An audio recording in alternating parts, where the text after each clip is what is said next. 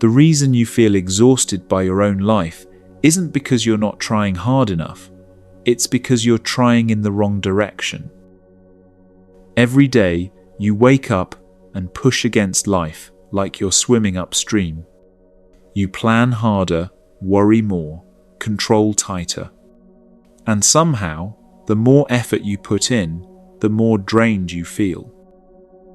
What if I told you that's not your fault? It's just how you've been taught to live.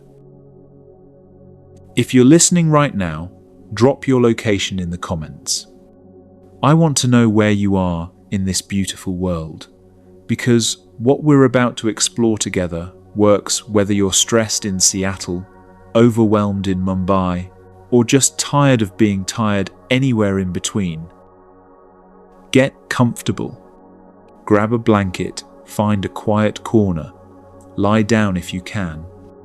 Because over the next 3 hours, you're going to discover something that sounds impossible.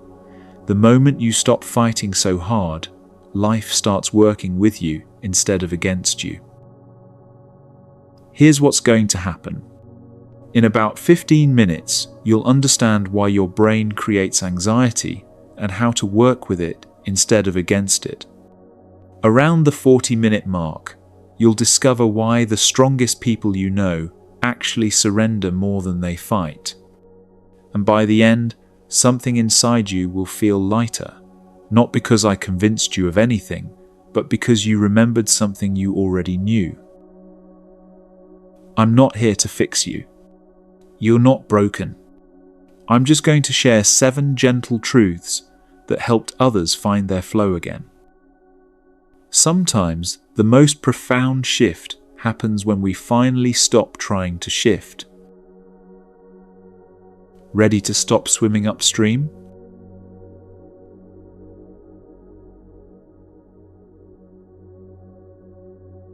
Let me tell you about Marcus. Marcus was the kind of gardener who checked his tomato plants 3 times a day. He'd wake up at dawn, rush outside, and inspect every leaf for signs of disease. He'd Google tomato plant problems at 2 in the morning. He installed a weather app that sent him hourly updates about potential storms. By midsummer, his garden was a disaster. Not because he didn't care, but because he cared so intensely that his plants never had a moment of peace. He'd overwater them one day, then panic and let them dry out the next. He'd move them around, searching for the perfect spot. His constant checking and adjusting created exactly the stressed environment his plants couldn't survive in. Meanwhile, his neighbor Janet, who watered her garden twice a week and trusted the process, harvested basketfuls of perfect vegetables. Now, you might be thinking, okay, but what does this have to do with my anxiety about my job interview next week? Everything. Your mind works exactly like Marcus's garden. Every thought you plant grows. Every worry you water becomes stronger. And the anxious checking, that constant mental scanning for what could go wrong, creates the very instability you're trying to prevent. Here's what most people don't realize about fear. It's not just an emotion you feel, it's a creative force. When you're deeply afraid of something, you unconsciously begin living as if it's already happening. Think about it. You're worried about losing your job, so you start acting differently at work. Maybe you second-guess yourself more. Maybe you avoid speaking up in meetings. Maybe you become so focused on not making mistakes that you stop taking the creative risks that actually make you valuable. Without realizing it, you've started watering the seeds of the very thing you fear. Or relationships. You're afraid your partner might leave, so fear whispers, better protect yourself. You start pulling back emotionally. You read extra meaning into their words. You create tests they don't even know they're taking. That fear-driven behavior, the very thing you thought would save the relationship, starts creating the distance you were afraid of. This isn't some mystical concept. It's simple psychology. When we're afraid, we make decisions from that fear. We speak from that fear. We act from that fear. And those fear-based choices create fear-based results. There's an old Zen story about a man who was so afraid of his shadow that he tried to run away from it. The faster he ran, the faster his shadow followed. He ran until he collapsed from exhaustion, but still the shadow remained. If he had simply sat down under a tree, the shadow would have disappeared. This is exactly what happens when we try to outrun our fears. The more energy we put into avoiding what scares us, the larger it looms in our experience. But when we stop running, when we simply sit with our fear without feeding it, something remarkable happens. It loses its power to control us. I remember Sarah, a brilliant marketing director who came to me completely exhausted. She'd been convinced for months that her boss was planning to fire her. Every email felt like a potential termination notice. Every meeting felt like a performance review. So she started working longer hours, trying to prove herself. She stopped delegating because she needed to control every detail. She began second-guessing presentations she would have delivered confidently before. Within 3 months, her performance had actually declined, not because she was less capable, but because fear had hijacked her natural abilities. The irony? Her boss had been planning to promote her, but her sudden change in behavior, the anxiety, the over-controlling, the loss of her usual confidence, made him wonder if she was ready for more responsibility. Sarah had become like Marcus in his garden, so focused on preventing disaster that she created the very conditions for it. This is what Buddha meant when he taught that we are shaped by our thoughts. Not in some magical way, but in the most practical way imaginable. Our thoughts influence our emotions influence our actions, and our actions create our reality. But here's the beautiful part, and this is where the garden metaphor becomes powerful. Just as Marcus could have chosen different seeds to plant, you can choose different thoughts to nurture. Your mind is like the most fertile soil on earth. It doesn't judge what you plant there. It will grow fear just as readily as it will grow peace. It will cultivate anxiety just as eagerly as it will cultivate confidence. The soil doesn't have a preference, but you, the gardener, get to choose. Now, I'm not talking about positive thinking or pretending everything is perfect. That's like planting flowers and pretending weeds don't exist. The weeds will still grow. What I'm talking about is becoming aware of what you're actually planting. Most of us are unconscious gardeners.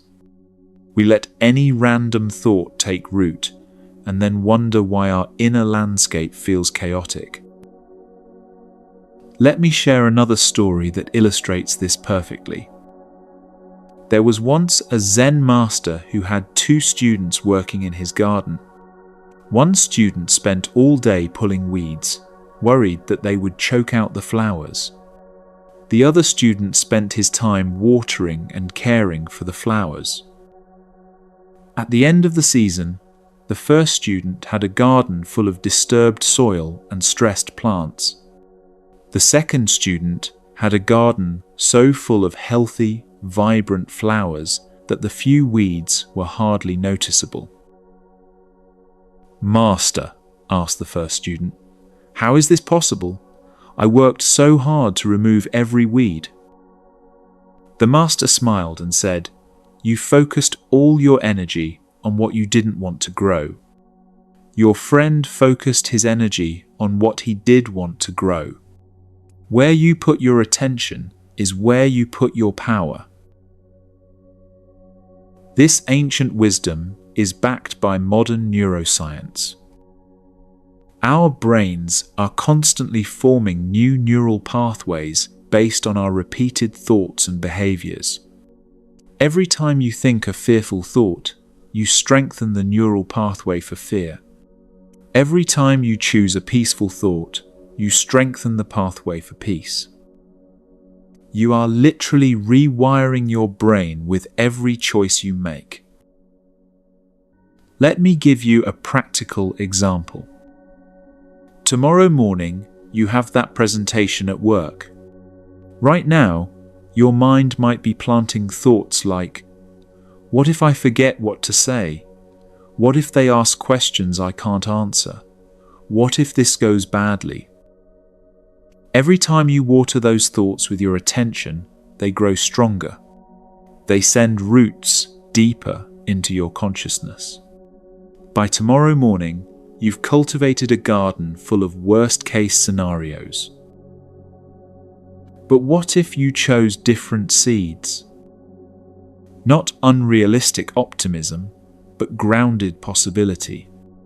"I've prepared well for this. I know this material.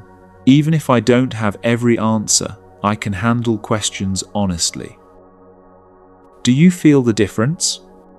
Not just in the words, but in how your body responds. One set of thoughts creates tension, shallow breathing, mental fog. The other creates calm alertness, deeper breathing, clearer thinking. This is what Buddha discovered under the Bodhi tree, not through revelation, but through careful observation of how the mind works. He noticed that suffering wasn't caused by external circumstances, but by our relationship to those circumstances. And that relationship is shaped by the thoughts we choose to cultivate. Buddha said, "All that we are is the result of what we have thought." This isn't mystical, it's practical psychology. Your thoughts create your emotions drive your actions, and your actions shape your life. But here's what's really fascinating, and this might surprise you. The thoughts that cause you the most suffering aren't usually thoughts about what's actually happening right now. They're thoughts about what might happen. Jennifer, a client of mine, realized she was spending 3 hours every evening worrying about a conversation she might need to have with her teenage daughter about her grades. 3 hours of mental rehearsal for a conversation that lasted 15 minutes and went much better than she'd imagined. She had watered seeds of conflict for weeks, creating stress about something that turned out to be a simple, loving exchange. This is the trap our minds set for us. We live in the future, planting seeds in tomorrow's garden, forgetting that the only soil we actually have access to is right here, right now. Let's try something together right now. I want you to think of something you've been worrying about lately. Don't judge yourself for it. We all have worries. Just bring one to mind. Now notice, what thoughts have you been planting about this situation? Are they thoughts that create more anxiety or ones that create more peace? Are they thoughts that make you feel smaller or ones that remind you of your strength? Here's what's fascinating. The situation itself hasn't changed, but simply becoming aware of your mental gardening starts to shift something. Awareness is like sunlight. It helps you see clearly which plants you want to keep growing and which ones have outgrown their purpose. Maya, a teacher I worked with, had been terrified of parent-teacher conferences for years. Every October, she'd spend weeks imagining angry parents, difficult conversations, criticisms of her teaching methods. By the time the actual conferences arrived, she was so anxious she could barely think straight. Then she started paying attention to her mental garden. She realized she'd been cultivating fear for weeks before each conference season. So she decided to plant different seeds. Instead of, "What if parents are angry with me?" she began nurturing thoughts like, "Most parents want what's best for their kids, just like I do." Instead of, "What if I don't have good answers?" she planted, "I care deeply about these children, and that caring comes through even when I don't know everything." The conferences didn't become perfect. She still had challenging conversations.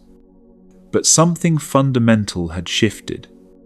She was meeting those challenges from a place of groundedness instead of panic.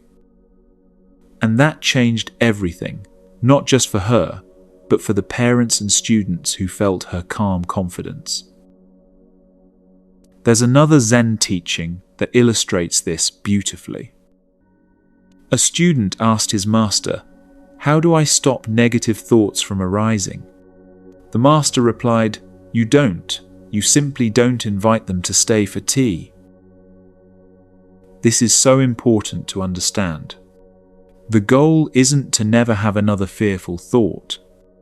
That's impossible and would only create more anxiety. The goal is to change your relationship with those thoughts. To see them as visitors in your garden rather than permanent residents. When a fearful thought arises, you can acknowledge it. "Oh, there's that worried thought about the presentation again." You don't have to fight it or judge it, but you also don't have to water it with hours of attention. You can simply let it be there while you tend to other, more nourishing thoughts. This is what Buddha called mindfulness, not the ability to stop thinking, but the ability to observe your thoughts without being controlled by them. It's the difference between being caught in a storm and watching clouds pass through the sky. I want to share something that might change how you see your own struggles. Every single person listening to this right now has been an unconscious gardener at some point. You've planted seeds of worry, watered them with attention, and then wondered why your inner landscape felt chaotic. This isn't a character flaw, it's human nature. We were never taught how to be conscious gardeners of our own minds. But now you're learning. And the beautiful thing about mental gardening is that it's never too late to start over. The soil of your mind is always ready for new seeds. Here's a gentle practice you can try. For the next week, simply notice what you're planting. When you catch yourself in worry, ask, "What seed am I watering right now?" You don't have to immediately change anything. Just notice. Awareness is the first step toward conscious choice. Remember David, who was convinced his small business was going to fail. For months, he planted thoughts of scarcity, competition, and inevitable failure. His worry consumed so much mental energy that he stopped seeing opportunities, stopped networking, stopped innovating. His business struggled not because the market was bad, but because his fearful mindset had paralyzed his natural entrepreneurial instincts. When David began paying attention to his mental garden, he realized he'd been his own worst competitor. He started planting different seeds: gratitude for his loyal customers, excitement about solving problems, trust in his ability to adapt. His business didn't transform overnight, but his energy and creativity returned. And with that shift in inner climate, new possibilities began to emerge. This is the first sacred truth. You are always planting something in the garden of your mind. The question isn't whether your thoughts have power. They do. The question is whether you're choosing that power consciously or letting it run wild. Buddha taught that the mind is like a monkey, jumping from branch to branch, never still, always chattering. But even the most restless monkey can be trained with patience and kindness. Not through force, but through gentle, consistent guidance.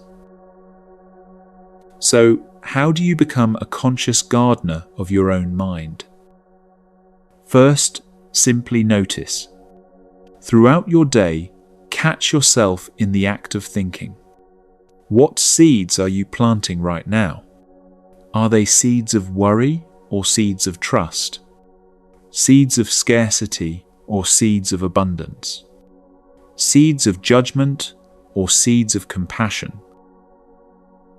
Second, remember that you always have a choice. Even in the middle of a worry spiral, you can pause and ask, is this thought helping me grow something beautiful, or is it just growing more fear?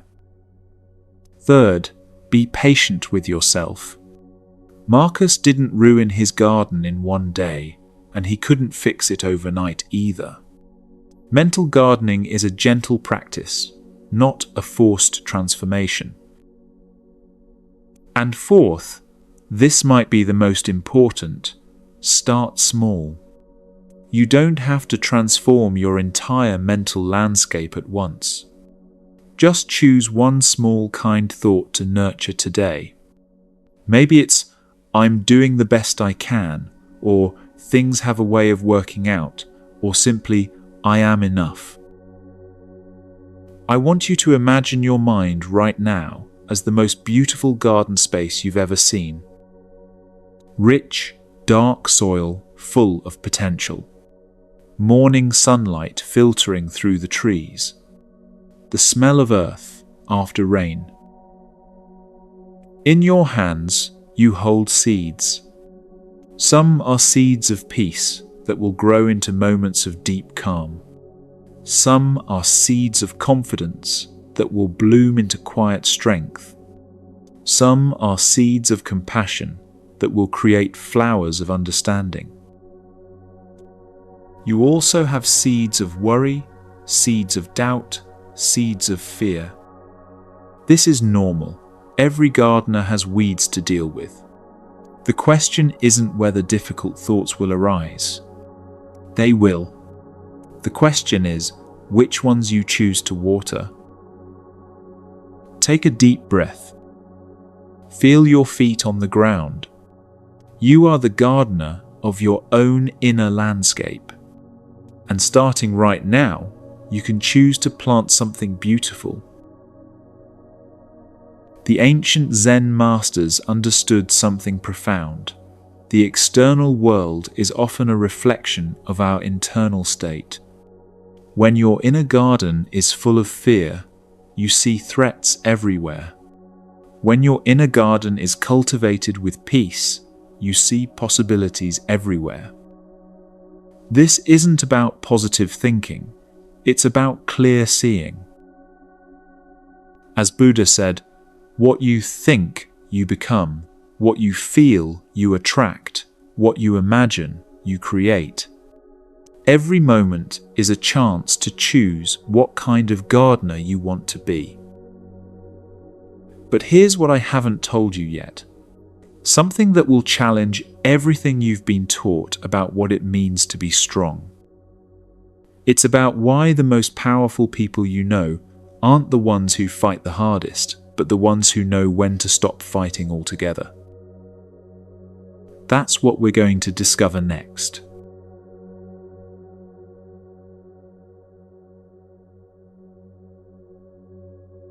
There's an ancient story told in Zen monasteries about two trees that grew side by side in a mountain valley.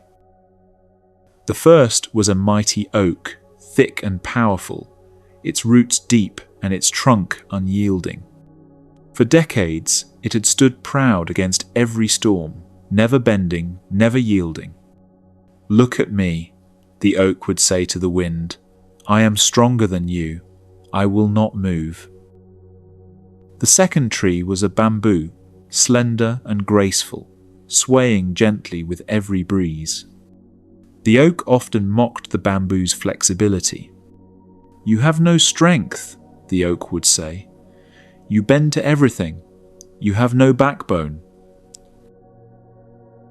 One night, a fierce typhoon swept through the valley. Winds howled at speeds that could tear buildings apart. Rain fell in sheets so thick you couldn't see 3 feet ahead. The oak stood firm, muscles straining, fighting every gust with rigid determination. "I will not yield," it declared to the storm. The bamboo simply bent, dancing with the wind, flowing like water around every powerful gust. By morning, the oak lay uprooted, its mighty trunk split and broken. The bamboo stood tall, glistening with dewdrops, gently swaying in the calm breeze as if nothing had happened. This story isn't just ancient wisdom, it's a perfect metaphor for how we approach the storms in our own lives. And here's what might surprise you. Everything you've been taught about strength is probably backwards. We live in a culture that worships the oak. Push through the pain. Never give up. Control the outcome. Fight harder. Hold on tighter. We're told that real strength means gripping the steering wheel until your knuckles turn white. But what if real strength is knowing when to let go of the wheel and trust the road? There's another Zen teaching story about a master swordsman who was challenged by a younger, more aggressive fighter. The young warrior came at the master with tremendous force, expecting to overwhelm him with power and speed. But the master simply stepped aside, redirected the young man's energy, and let his opponent's own force defeat him. "How did you defeat me so easily?" the young warrior asked, humbled and confused. The master replied, "I didn't defeat you. I simply got out of the way and let your rigidity defeat itself. True strength knows when not to fight." This wisdom appears throughout Zen literature, the understanding that sometimes the most powerful action is non-action, the most effective response is no response, the strongest position is the most flexible one. Consider Michael, a successful lawyer who scheduled his life in 15-minute increments. He controlled his diet, his exercise, his career trajectory, even his social interactions. Everything had to go according to plan. When Michael's wife was diagnosed with cancer, he approached it like everything else in his life, with rigid control. He researched every treatment option, created spreadsheets comparing success rates, managed every aspect of her care. He worked longer hours to pay for the best specialists, scheduled his sleep to maximize his efficiency. For months, Michael held himself together through sheer force of will. He was the oak, standing firm against the storm of uncertainty. But storms don't care about your strength. They just keep blowing. The breaking point came on a Tuesday afternoon. Michael was in his office, trying to coordinate 3 different doctor appointments while preparing for a major case, when his wife called to say her latest test results weren't good. That's when something inside him snapped. Not broke, snapped into a different position. like a bone that had been held rigid for so long that the only way to heal was to reset completely. Michael walked out of his office, drove home, and simply held his wife. No planning, no researching, no controlling. Just being present with what was actually happening. For the first time in months, he surrendered to the moment instead of fighting it. It was the strangest thing, Michael later reflected. Letting go didn't make me feel weaker. It made me feel stronger than I had in months. Not strong like I was fighting something, but strong like I was supported by something. This echoes a famous Zen story about two monks traveling together who came to a muddy river where a young woman was stranded. The first monk immediately picked her up and carried her across, then set her down and continued walking. The second monk was scandalized. Their order forbade touching women. For hours, the second monk stewed in judgment and anger. Finally, he could contain himself no longer. How could you touch that woman? You know our vows. The first monk looked at him peacefully and said, I put her down hours ago. You're still carrying her. This is the difference between flexibility and rigidity. The first monk saw the situation, responded appropriately, and let it go. The second monk clung to his rigid interpretation and carried unnecessary suffering for hours. This is what Buddha discovered about the nature of true strength. He said, in the confrontation between the stream and the rock, the stream always wins, not through strength, but through persistence and flexibility. Water doesn't fight the mountain, it finds its way around. Water doesn't argue with rocks, it flows over, under, and through them. And eventually, water shapes the entire landscape, not through force, but through gentle, consistent surrender to its own nature. But our culture has taught us to be rocks when we need to be water. There's a classic Zen koan about a student who asks his master, "What is the way?" The master points to a nearby stream and says, "Do you hear that water? It never argues with the stones that try to block its path.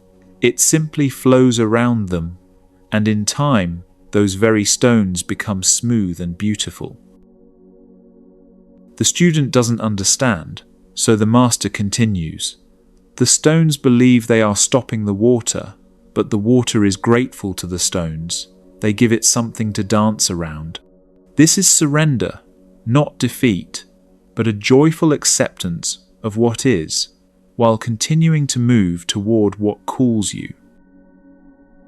Think about the language we use around strength. Tough it out, grit your teeth, power through, don't let them see you sweat. All of this language assumes that strength means resistance, that power means force, that winning means never yielding. But have you ever watched a master martial artist?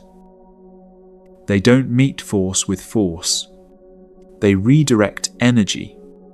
They use their opponent's strength against them. The most skilled fighters are the most flexible ones. There's a beautiful story about the founder of Aikido, Morihei Ueshiba. A young challenger came to test his strength against the elderly master. The young man charged with tremendous force, expecting to overpower the old teacher.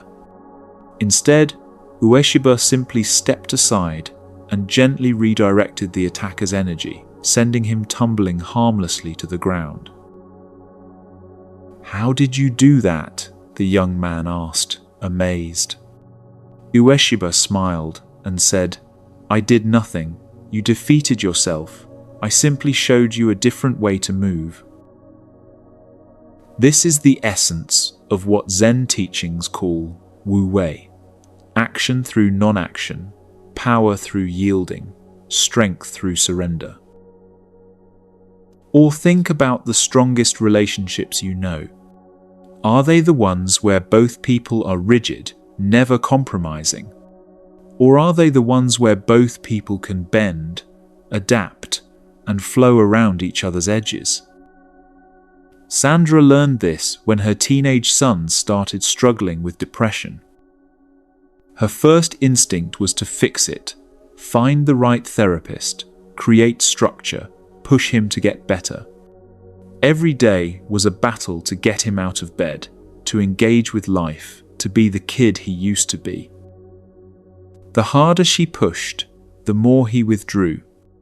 Her oak-like determination was met with his own form of resistance, complete shutdown.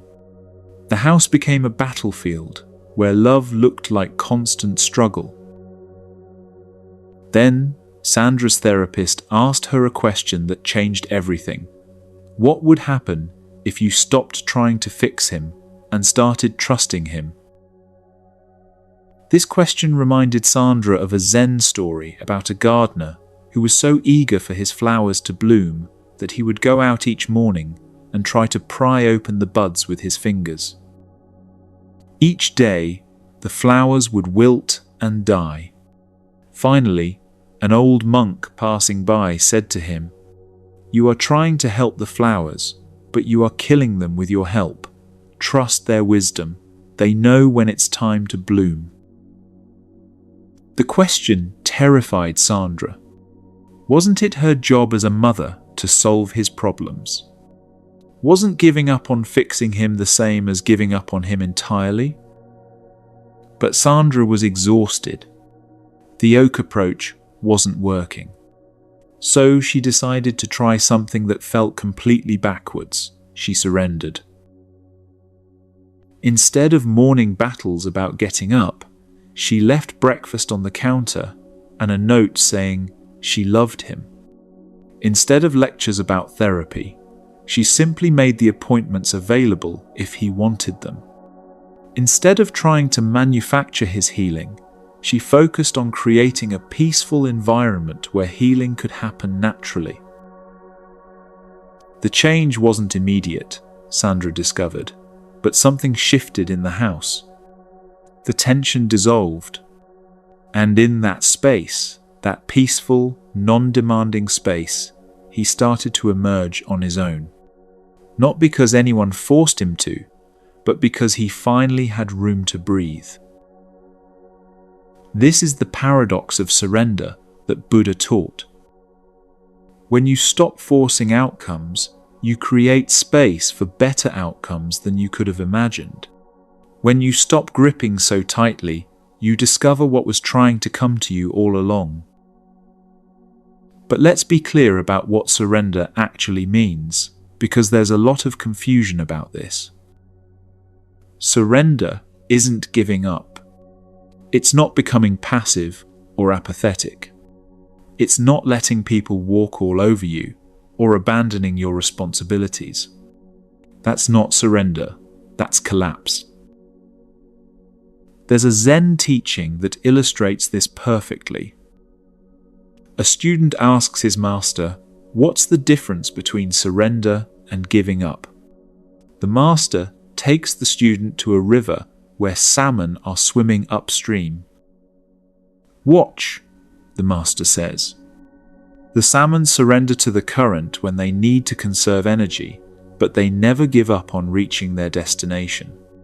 They work with the river's power instead of fighting it constantly, yet they maintain their direction and purpose. Real surrender is active, conscious, and incredibly powerful. It's doing everything you can and then releasing attachment to the specific outcome. It's like planting a seed.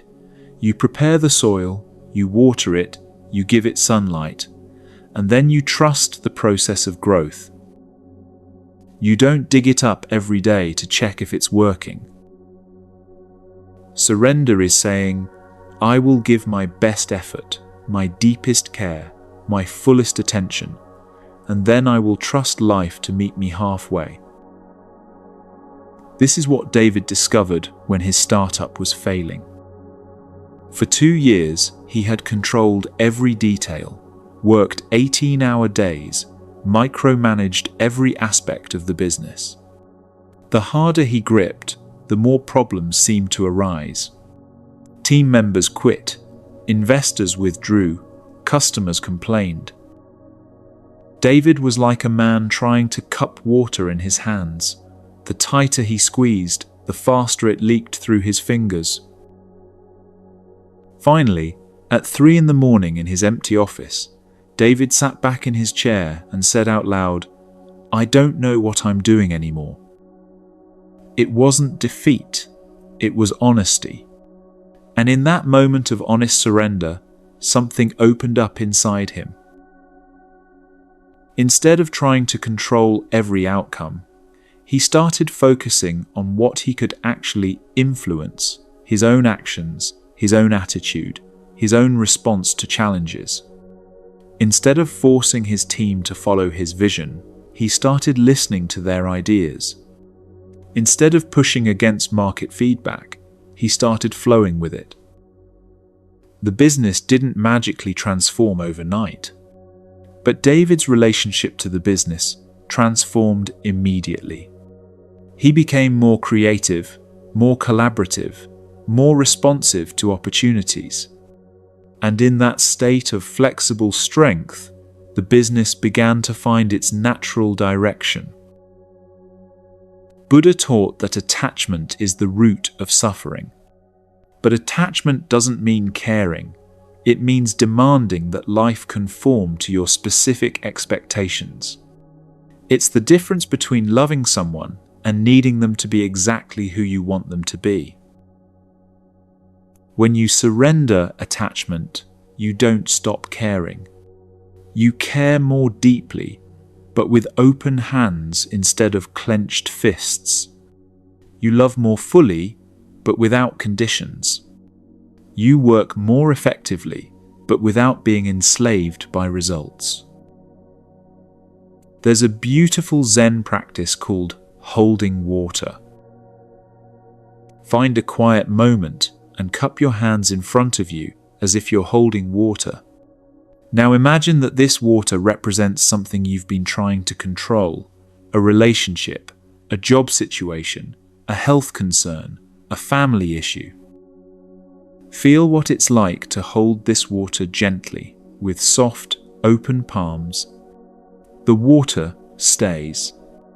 It's supported, but not trapped. Now, imagine gripping tightly, trying to make sure none of it escapes. Feel how the water immediately starts leaking through your fingers. This is the difference between caring and controlling, between love and attachment, between strength and force. The water wants to stay in gentle, open hands, but it will always escape from hands that grip too tightly. Consider Rebecca, who learned this lesson when her adult daughter was struggling with addiction. Rebecca had made it her mission to save her daughter. She paid for rehab programs, staged interventions, called employers to explain absences, cleaned up legal messes. For 3 years, Rebecca poured every ounce of her energy into controlling her daughter's recovery. She researched every treatment center, monitored every phone call, tried to manage every aspect of her daughter's life. She was so busy trying to force healing that she forgot to simply love. The relationship became a battlefield. Every conversation was about sobriety. Every interaction was tense with unspoken expectations. Her daughter started avoiding her calls, skipping family gatherings, building walls against Rebecca's intense need to fix her. One day, exhausted and heartbroken, Rebecca attended a support group where she heard someone say, "You didn't cause it, you can't control it, and you can't cure it." Those words hit her like a gentle lightning bolt. She realized she had been trying to carry a burden that was never hers to carry. Her daughter's recovery wasn't something she could force. It was something she could only support. Rebecca made the hardest decision of her life. She let go. Not of her love, but of her control. She stopped managing her daughter's recovery and started focusing on her own healing. She stopped trying to be her daughter's savior and started learning to be her mother. When the controlling finally stopped, Rebecca discovered something beautiful happened. My daughter called just to talk. Not because she needed something, not because she was in crisis, just because she missed our connection. For the first time in years, we had a conversation about something other than her addiction. This is the miracle of surrender. When you stop demanding change, you create space for change to happen naturally. When you stop forcing love, love has room to grow. When you stop controlling outcomes, better outcomes become possible. Buddha said, "You only lose what you cling to." This isn't a threat, it's a promise. When you hold things lightly, they're free to stay or go as they need to. And what stays, stays because it wants to be there, not because you've trapped it. So how do you develop this bamboo-like strength in your daily life? First, start noticing where you're being an oak. Where are you standing rigid against the storms of life? Where are you fighting battles that exhaust you without getting you closer to what you actually want? Second, practice the pause. When you feel yourself gripping tighter, whether it's in an argument, a stressful situation, or a moment of uncertainty, take a breath and ask, what would it look like to be water here instead of rock? Third, remember that flexibility requires core strength. The bamboo isn't weak, it's incredibly strong at its center. True surrender comes from a place of inner stability, not insecurity. You can be flexible with circumstances while remaining rooted in your values. And finally, trust the process. Water always finds its way to the ocean, but it never rushes there in a straight line. It follows the path of least resistance, flowing around obstacles, sometimes pooling in quiet places before continuing its journey. Your life has the same natural intelligence if you stop forcing the direction and start flowing with what wants to emerge.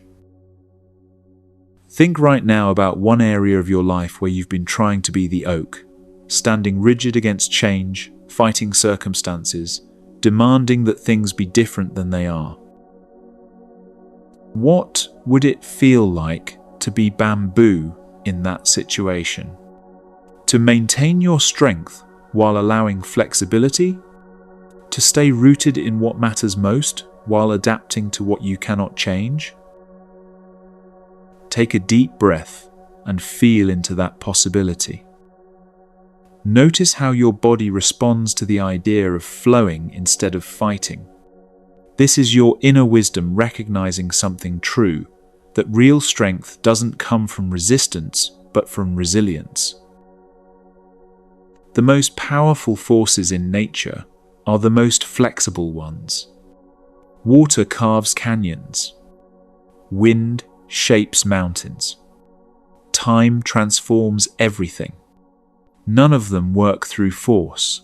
They all work through patient, persistent flow. You have that same power within you.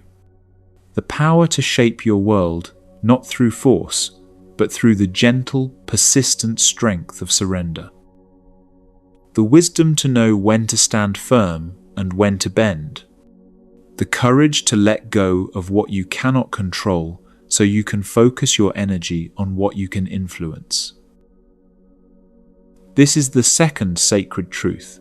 True strength lives in surrender. Not the surrender of defeat, but the surrender of trust. Not the weakness of giving up, but the power of letting go. Not the collapse of the oak, but the elegant resilience of the bamboo. But here's something that might completely change how you understand your own anxiety, and it has to do with where your mind spends most of its time. Because while your body is here in this moment, your thoughts are probably somewhere else entirely. And that's where your suffering actually lives. Let's explore that mystery next.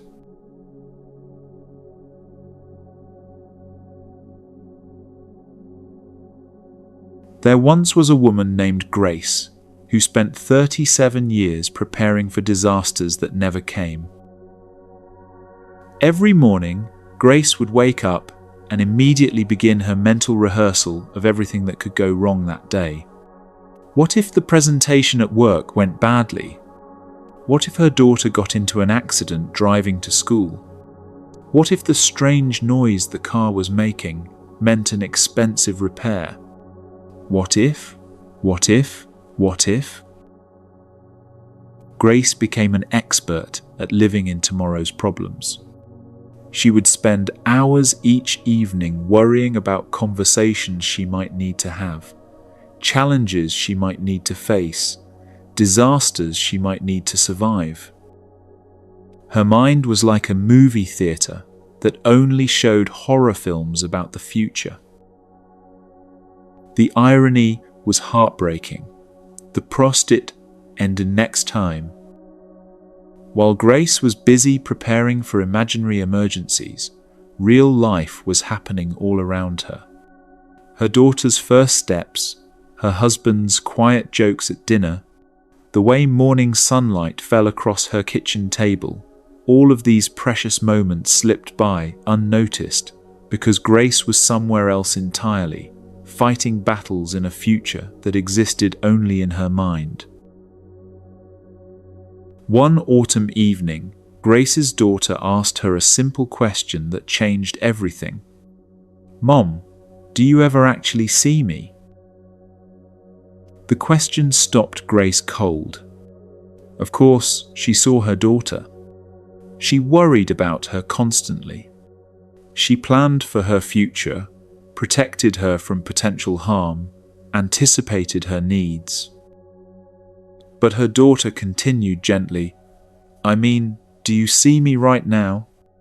When I'm talking to you, are you here with me, or are you somewhere else worrying about tomorrow?" In that moment, Grace realized she had been living like a ghost in her own life. Physically present, but mentally absent, always somewhere else, always someone else. She had spent decades preparing for a future while missing the only time that actually existed, right now. This is the third sacred truth that Buddha discovered 2,500 years ago. Anxiety cannot exist in the present moment. It lives entirely in the mind's projections of what might happen, could happen, should happen, but isn't happening right now. Think about it. When you feel anxious, where is your mind? It's racing ahead, building stories, spinning scenarios, dragging you into a world that doesn't yet exist. A world of what-ifs and maybes, of imagined conversations and potential disasters. But here's what's remarkable. While your mind is time-traveling to tomorrow's troubles, your body remains anchored in this moment. Your breath is happening now. Your heartbeat is happening now. Your feet are touching the ground now. The only place life truly exists is right here, right now. There's an ancient Zen story about a monk who was walking through a forest when he encountered a tiger. The tiger began chasing him, and the monk ran until he came to the edge of a cliff. With no other choice, he grabbed a vine, and began lowering himself down the cliff face. As he hung there, the monk looked up and saw the tiger prowling at the top of the cliff. He looked down and saw another tiger waiting at the bottom. Then he noticed two mice, one black and one white, gnawing at the vine that held him. In that moment of complete peril, the monk noticed a wild strawberry growing from the cliff face. He reached over, plucked it, and ate it. It was the sweetest thing he had ever tasted. This story isn't about ignoring danger or being reckless. It's about the profound peace that comes from being fully present, even in difficult circumstances. The monk could have spent his time worrying about the tigers above and below, or the mice gnawing at his lifeline. Instead, he found the sweetness available in that exact moment. Most of us live our lives like Grace did, so focused on the tigers we imagine might be coming that we miss the strawberries right in front of us. Our minds are incredible time machines. They can transport us instantly to any moment in the past or future. But here's what no one tells you. This amazing ability is also the source of most of our suffering. Because when your mind travels to tomorrow, it usually doesn't pack a suitcase full of good possibilities. It packs anxiety, worry, and fear. Buddha observed this pattern with remarkable clarity. He noticed that people suffer far more in their imagination than they do in reality. We create elaborate mental movies of future disasters, then experience all the emotions as if these imagined events were actually happening. Consider how much time you spend each day worrying about things that haven't happened yet. That difficult conversation you might need to have with your boss. The health scare that a minor symptom might represent. The financial problems that could arise if certain things go wrong. The relationship challenges that might emerge if your partner's mood means what you think it means. Now, consider this. How many of your past worries actually came true exactly as you imagined them? How many of the disasters you prepared for actually happened? And of those that did occur, how many were as catastrophic as your mind predicted? There's another beautiful Zen teaching about a student who came to his master in great distress. "Master," the student said, "I'm constantly worried about my future. I can't sleep, I can't concentrate, I can't find peace." The master handed him a heavy stone and said, "Carry this with you everywhere you go today. Don't put it down." By evening, the student was exhausted. His arms ached, his back hurt, and he could barely function with the weight of the stone. "Master," he said, "this stone is so heavy, it's making everything impossible." The master smiled and said, "That stone weighs the same whether you carry it for 5 minutes or 5 hours. The pain you feel isn't from the weight of the stone, it's from how long you've been carrying it." Your worries about the future are the same. They don't become heavier over time, but carrying them constantly exhausts you. "But how do I put down my worries?" the student asked. "The same way you put down the stone," the master replied. "You simply let go." This is the essence of mindfulness, not the buzzword version that's been commercialized, but the actual practice that Buddha taught. It's the gentle art of returning to now. Not forcing yourself to stay present, but noticing when you've wandered into tomorrow's troubles and kindly guiding your attention back home. Jennifer discovered this when she realized she was spending 3 hours every evening mentally rehearsing a conversation she might need to have with her teenage daughter about her grades. 3 hours of imagined conflict, practiced arguments, anticipated resistance, all for a conversation that, when it actually happened, lasted 15 minutes and went far better than she'd feared. I was living in a completely different reality, Jennifer reflected. I was having fights that weren't happening with a person who wasn't even upset. I was solving problems that didn't exist while missing the chance to simply enjoy my daughter's company. This is what Buddha meant when he said that most of our suffering exists between our ears. The present moment rarely contains the drama our minds create about it.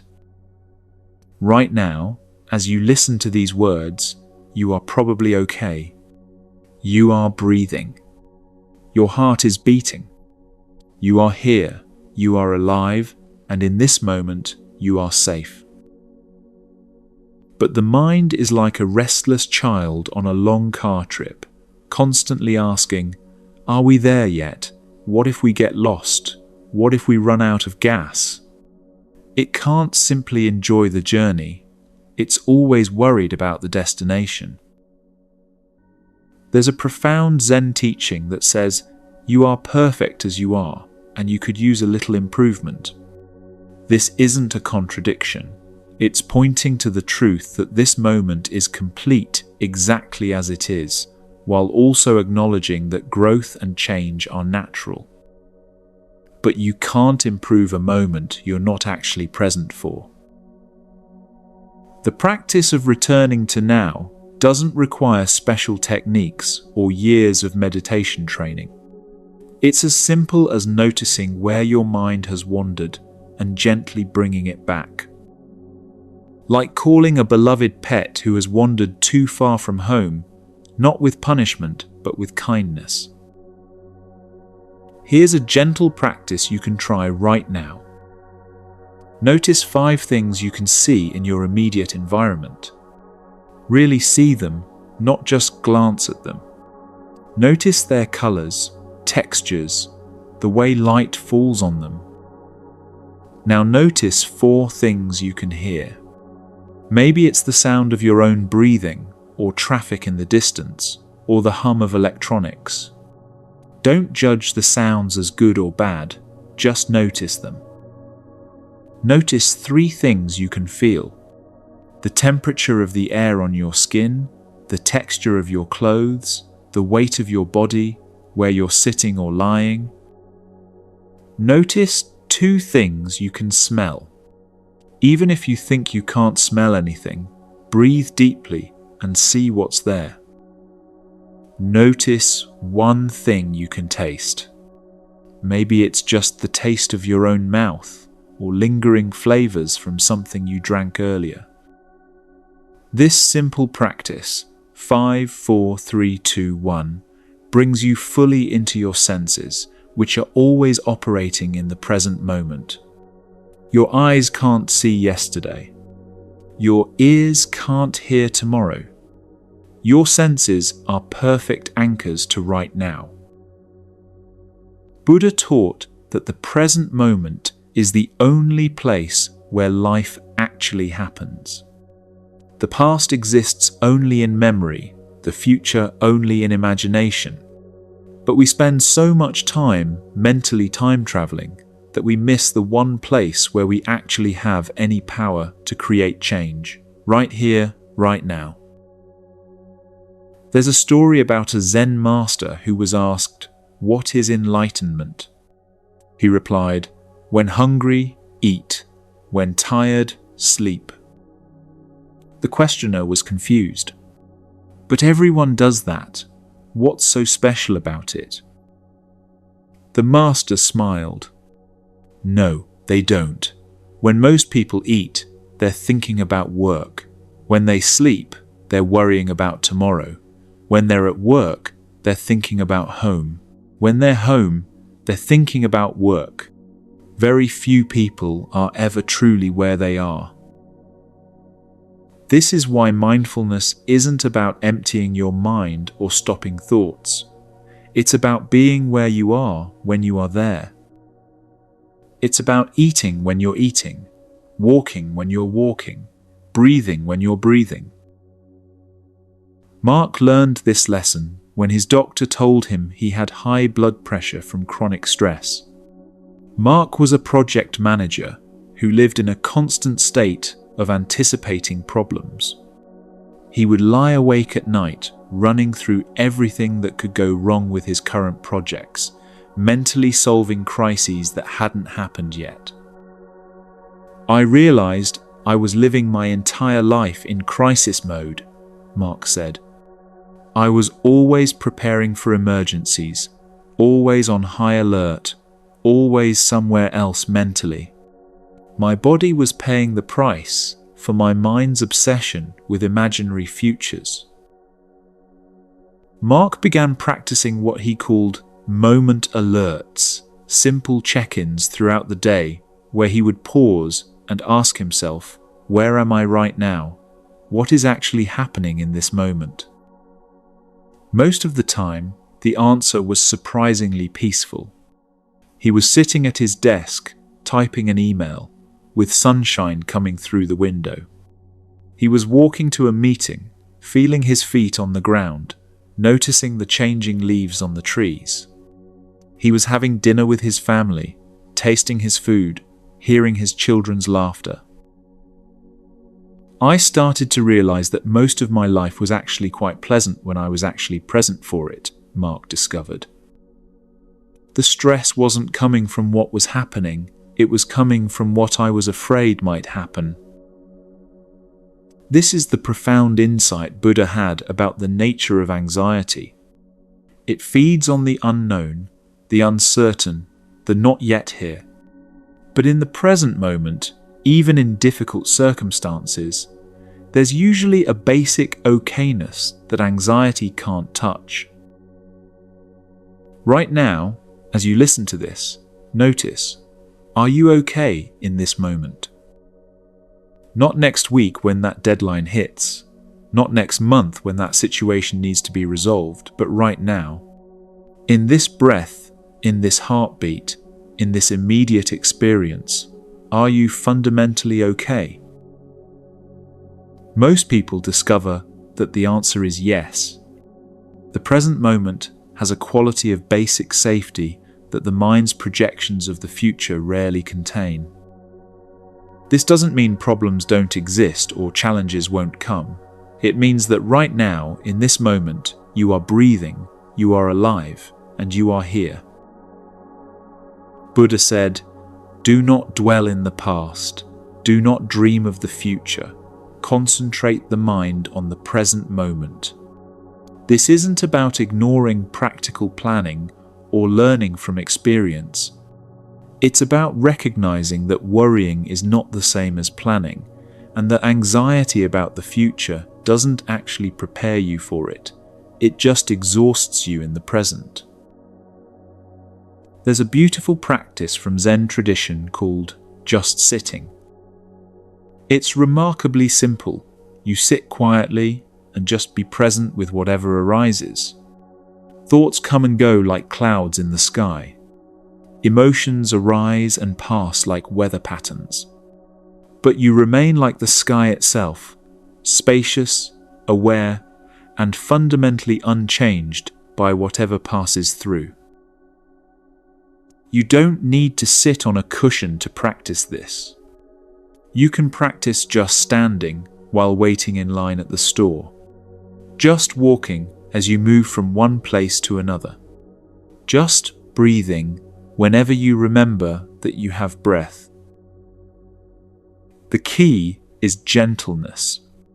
When you notice your mind has wandered into tomorrow's troubles or yesterday's regrets, don't scold yourself. Simply notice where you've gone and kindly return. Think of it like guiding a beloved friend back home with patience, understanding, and love. Lisa, a mother of 3, developed what she called red light meditation. Whenever she was stopped at a traffic light, instead of using the time to mentally organize her to-do list or worry about running late, she would take 3 conscious breaths and notice what she could see, hear, and feel right then.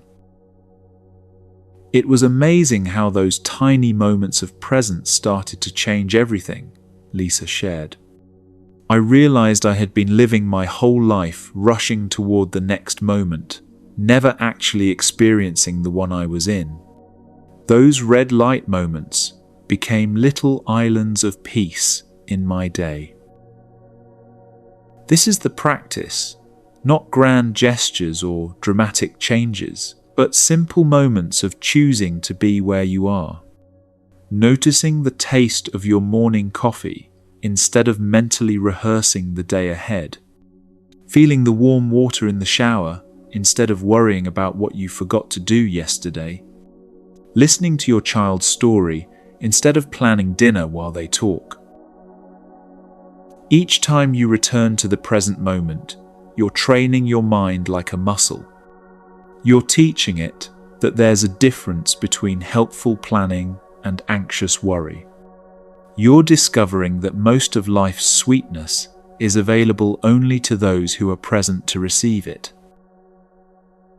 Buddha taught that this moment, right here, right now, contains everything you need. Not everything you want, not everything you hope for, but everything you truly need to be okay.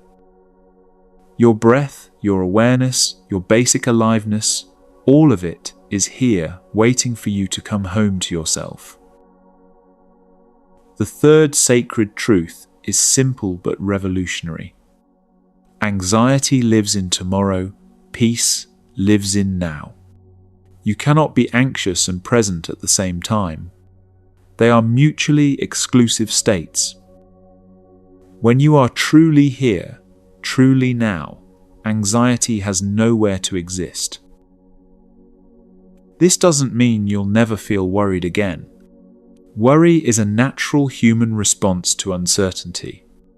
But you'll start to notice the difference between useful concern that motivates appropriate action and useless anxiety that just churns in your mind. You'll learn to address what you can address and release what you cannot control. But here's something that might surprise you about all this worrying we do.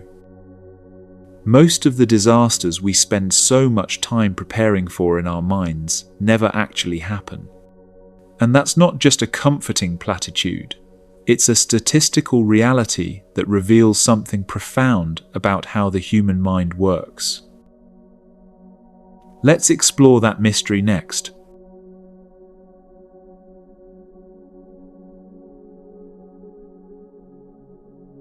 There once was a small mountain village where the elders told stories of a great flood that had devastated their ancestors centuries ago. The stories were passed down through generations, growing more dramatic with each telling. The flood became a monster that could return at any moment, and the villagers lived in constant preparation for its arrival. Every spring, when the mountain snow began to melt, the entire village would go into emergency mode. They would sandbag their homes, move their belongings to higher ground, and spend sleepless nights listening for the sound of rushing water. Families would argue about evacuation plans. Children would have nightmares about drowning. The whole community existed in a state of chronic tension for months at a time. This went on for decades. Each year, the villagers would exhaust themselves, preparing for the disaster that never came. The river would rise a little with the spring melt, as rivers do, but it never even approached the levels that would constitute a real threat. Yet each year, they convinced themselves that this spring would be different. This would be the year the monster returned.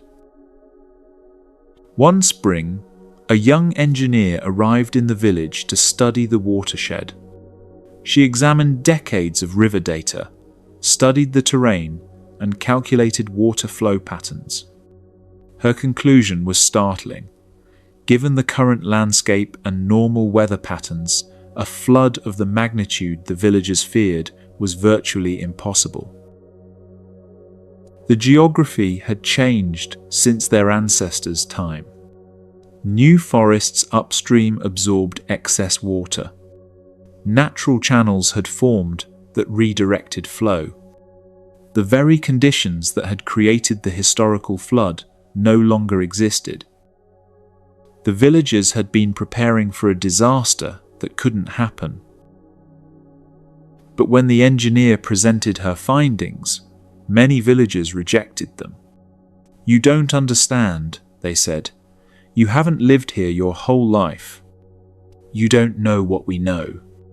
It's better to be prepared than sorry." They continued their anxious preparations, choosing familiar fear over unfamiliar peace. This village exists in countless forms in our modern world. We are all preparing for floods that will never come, fighting wars against enemies that exist only in our imagination, building defenses against threats that dissolved long ago. Buddha observed this pattern with remarkable clarity 2,500 years ago. He noticed that human beings spend enormous amounts of energy preparing for disasters that exist primarily in their minds. He called these mental formations the stories our minds create about reality that become more real to us than reality itself. There's a lesser-known Zen story about a monk who was terrified of tigers. Every night, he would lie awake, listening for the sound of prowling tigers outside his monastery. He carried a stick wherever he went, ready to defend himself. He developed elaborate plans for tiger encounters and memorized escape routes through the monastery grounds. His fellow monks grew concerned about his obsession. "Brother," one of them finally said, "there are no tigers in this region. There haven't been tigers here for over 100 years. But the frightened monk replied, "That's exactly what makes them so dangerous. No one expects them. That's when they'll strike." The abbot, hearing about this conversation, called the tiger-obsessed monk to his chambers. "Tell me about these tigers you fear," the abbot said gently. The monk described them in vivid detail: their size, their stealth, their ferocity, the sound of their breathing in the darkness. The abbot listened patiently, then asked a simple question. "Have you ever actually seen one of these tigers?" "Well, no," the monk admitted, "but I've heard them. I've sensed their presence." The abbot smiled compassionately. "My dear friend, you have created tigers so real in your mind that you can hear them, smell them, feel their presence. But they exist nowhere except in your thoughts. You are not afraid of tigers. You are afraid of your own imagination." This is the fourth sacred truth. Most of the storms we prepare for never arrive. Most of our fears are phantom fears, created by minds that have evolved to scan for danger, but haven't learned to distinguish between real threats and imaginary ones. Consider your own life for a moment. Think back over the past 5 years and remember all the things you worried about. The job you might lose, the relationship that might end, the health scare that might be serious, the financial problems that might overwhelm you. How many of those feared disasters actually materialized exactly as you imagined them? Most people discover that the vast majority of their worries never come to pass. And of those that do manifest in some form, they rarely unfold as catastrophically as the mind predicted.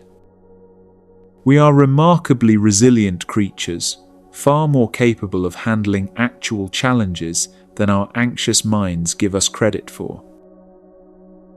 There's another Zen teaching story about a merchant who was traveling to a distant city with a valuable cargo. Along the way, he heard rumors of bandits who robbed travelers on the road ahead. The merchant became so frightened that he turned around and went home, abandoning his trading mission entirely. Years later, he learned that there had never been any bandits on that road. The rumors were started by a competitor who wanted to discourage trade. The merchant had lost not only potential profits, but also the opportunity to establish valuable relationships in that distant city. His fear of an imaginary threat had cost him very real opportunities.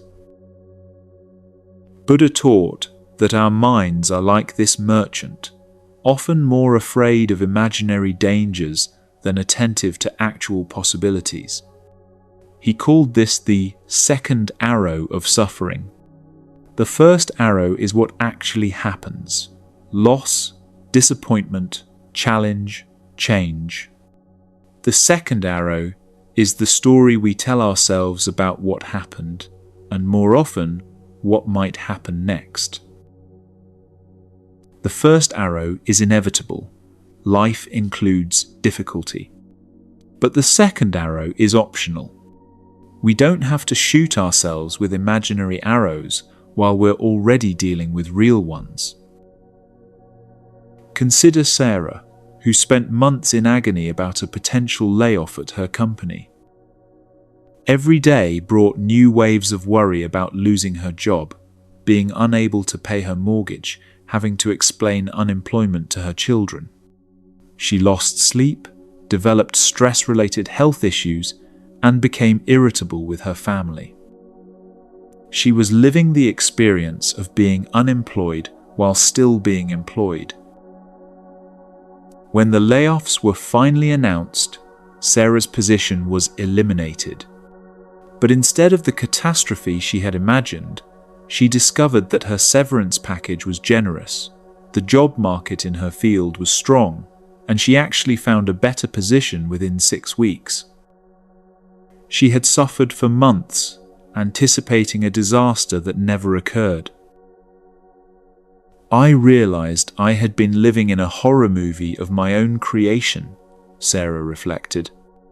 The actual experience of losing my job and finding a new one was far less traumatic than the months I spent imagining it would be. I had wasted so much energy fighting phantoms. This pattern is so common that Buddha developed specific teachings about what he called mental formations, the habitual ways our minds construct reality.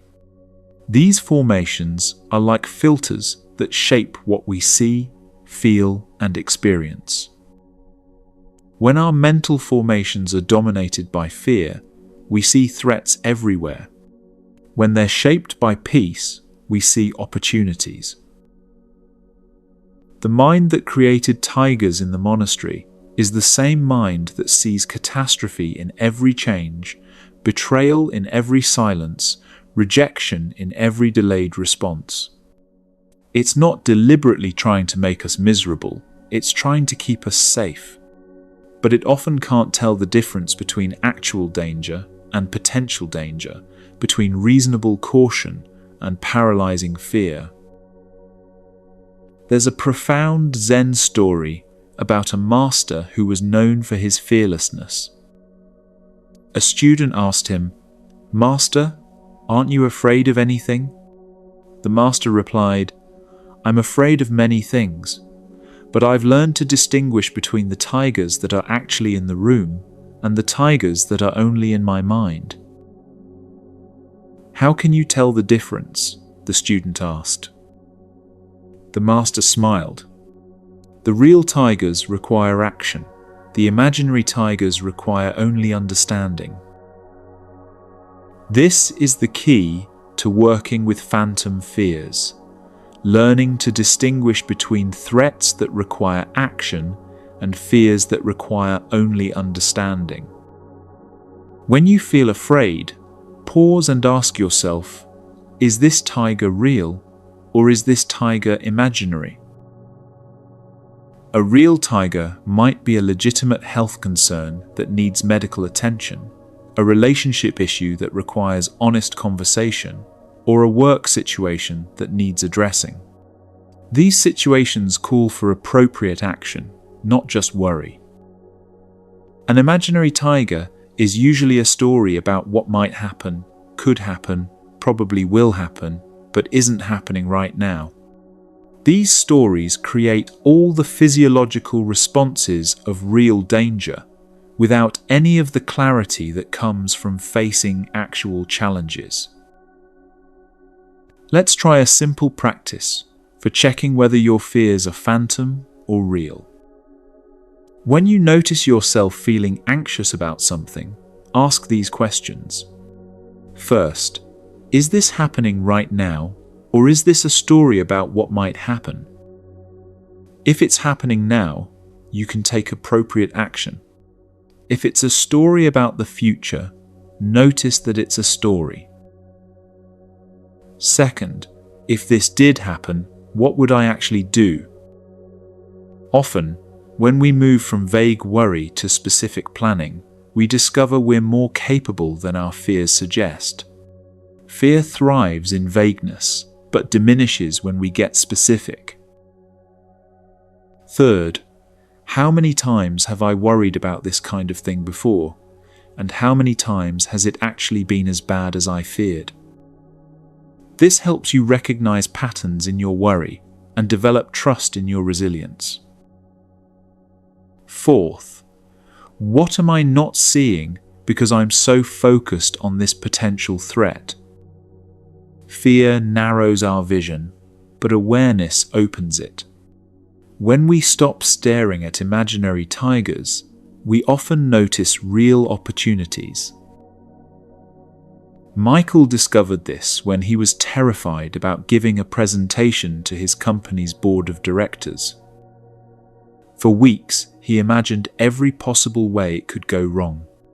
He would forget his words, the technology would fail, they would ask questions he couldn't answer, they would think he was incompetent. Using the fear-checking practice, Michael asked himself, is this happening right now? No, it was 3 weeks away. What would I actually do if these things happened? He realized he could prepare backup slides, practice handling difficult questions, and remember that his expertise was why he'd been asked to present in the first place. How many times have I worried about presentations before? Michael remembered that every presentation he'd given had gone far better than he'd feared. What am I not seeing? He realized he was so focused on potential failure that he wasn't preparing for potential success. When Michael shifted his attention from imaginary disasters to actual preparation, something remarkable happened. His anxiety decreased, his confidence grew, and he began to see the presentation as an opportunity rather than a threat. The presentation went well, not because nothing went wrong, but because he was prepared to handle whatever arose. This is what Buddha meant when he taught about the difference between pain and suffering. Pain is what happens. The actual challenges, losses, and difficulties of life. Suffering is what we add to pain through our mental formations, our stories about what it means and what it will lead to. The villagers preparing for phantom floods were suffering far more than they would have from an actual flood. Their fear consumed more resources, caused more stress, and created more problems than the disaster they were preparing for. They had confused preparation with worry, caution with anxiety, wisdom with fear. There's a beautiful Zen saying, "You are an aperture through which the universe is looking at and exploring itself." But when that aperture is clouded by fear, the universe can only see threats and dangers. When the aperture is clear, the universe sees infinite possibilities. Buddha taught that most of our suffering comes not from what is, but from what we think is, what we fear is, what we imagine is. He called these mental formations the clouds that obscure the clear sky of awareness. The sky is always clear and spacious, but we can become so focused on the clouds that we forget the sky exists. This doesn't mean being naive or unprepared. It means distinguishing between reasonable preparation and anxious obsession. It means responding to what is rather than reacting to what might be. It means trusting your ability to handle whatever comes while not borrowing trouble from an imaginary future. Jessica learned this when she was diagnosed with a condition that required regular monitoring. Her mind immediately went to worst-case scenarios: cancer spreading, treatments failing, leaving her children motherless. She spent weeks in a state of anticipatory grief for a future that existed only in her imagination. Then, Jessica's doctor gave her actual statistics about her condition. The vast majority of people with her diagnosis lived normal, healthy lives with proper monitoring. The treatments were highly effective. The condition was manageable, not terminal. I realized I had been living in a completely different reality than what was actually happening, Jessica said. I had created a tragic story about my future that had no basis in medical facts. I was grieving for a death that probably wouldn't happen for decades, if at all. This is the insidious nature of phantom fears. They feel completely real because fear is real, even when its object is imaginary. Your body doesn't know the difference between an actual tiger and an imagined one. It responds with the same flood of stress hormones, the same fight or flight activation, the same sense of urgency and dread. But your mind can learn to make this distinction. Through practice, you can develop what Buddha called right understanding, the ability to see clearly what is actually happening versus what you fear might happen. The practice is gentle but revolutionary. When you catch your mind creating phantom tigers, you don't fight or suppress the fear. You simply recognize it with compassion. Ah, there's my mind trying to protect me by imagining dangers. Thank you, mind, for caring about my well-being. Now, let's look at what's actually here. This recognition doesn't eliminate appropriate caution or planning. It eliminates the exhausting mental rehearsal of disasters that will probably never occur. It frees up tremendous amounts of energy that can be used for creating, connecting, enjoying, and responding skillfully to what actually needs attention. There's another Zen story about a farmer whose horse ran away. His neighbors said, "How terrible, what bad luck." The farmer replied, "Maybe." The next day, the horse returned with 3 wild horses. The neighbors said, "How wonderful, what good luck."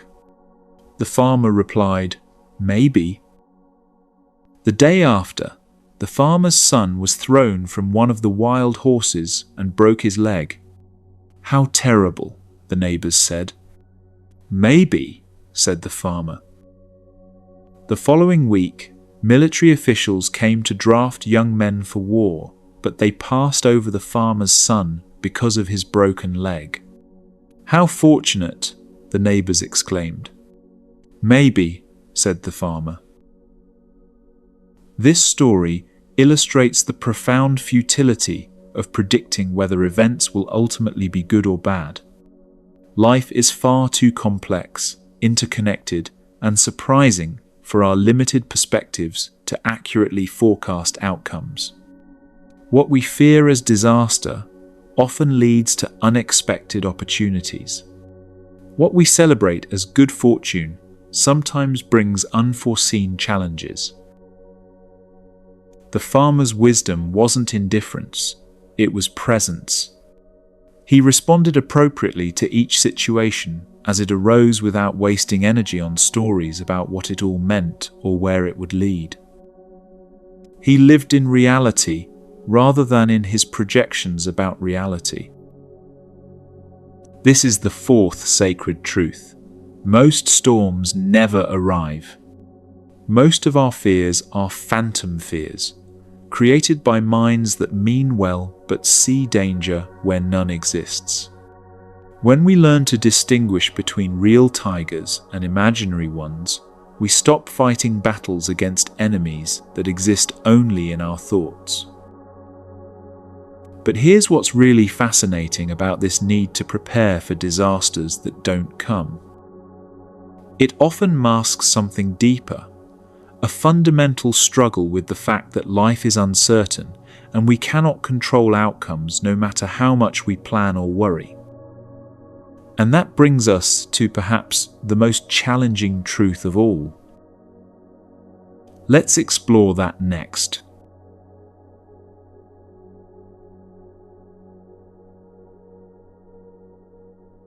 There was once a renowned river guide named Chen who had navigated the same mountain rapids for 20 years. He knew every rock, every current, every hidden danger along the treacherous route. Tourists would pay handsomely for his expertise, trusting their lives to his skill and experience. Chen prided himself on controlling every aspect of the journey. He would study weather patterns days in advance, check and recheck his equipment, brief his passengers on exactly when to paddle and when to hold still. His motto was simple: leave nothing to chance. One spring, the mountain snows melted faster than usual, and the river swelled beyond anything in Chen's experience. But Chen was confident in his ability to manage even these extreme conditions. He had always conquered the river before. This time would be no different. As they launched into the rapids, Chen fought the water with everything he had. He paddled against currents that were clearly stronger than his boat. He tried to force his raft through passages that the swollen river had made impassable. He barked commands at his passengers, demanding they paddle harder against forces beyond their control. The harder Chen fought, the more chaotic the journey became. His raft spun wildly, crashed into rocks, and took on water. His passengers, sensing his panic, began to panic themselves. What should have been an exhilarating ride became a terrifying battle against nature. Meanwhile, on the same river, a young guide named May was navigating her first season. She had studied Chen's techniques and admired his reputation, but when she saw the swollen rapids, she made a different choice. Instead of fighting the river's power, she decided to dance with it. May read the water's energy and moved with it rather than against it. When the current pushed her raft toward a rock, she used that momentum to slingshot around it. When the river wanted to take her left, she went left and found passages she had never seen before. She trusted the water's wisdom instead of imposing her own will. By the end of the day, Chen's group was battered, exhausted, and traumatized. They had survived, but barely, and several passengers demanded refunds. May's group, however, emerged exhilarated and transformed. They had experienced something magical, not the conquest of nature, but a harmonious dance with forces beyond their control. That night, Chen sat by the river, humbled and confused. "I've been guiding this river for 20 years, he said to himself. How did a novice handle what I could not? As if the river itself was answering, he watched the water flow effortlessly around rocks that had stopped his raft cold. The water never fought, it simply found the path of least resistance and followed it with complete trust. In that moment, Chen understood that he had been trying to control something that was meant to be partnered with. This story captures one of the most challenging truths about human nature. Our desperate need to control often blocks the very flow we're trying to direct. We mistake the steering wheel for the entire car, forgetting that the road, the weather, and the destination all play roles in where we end up. Buddha observed this pattern with profound clarity. He saw that human suffering often stems not from external circumstances, but from our resistance to those circumstances.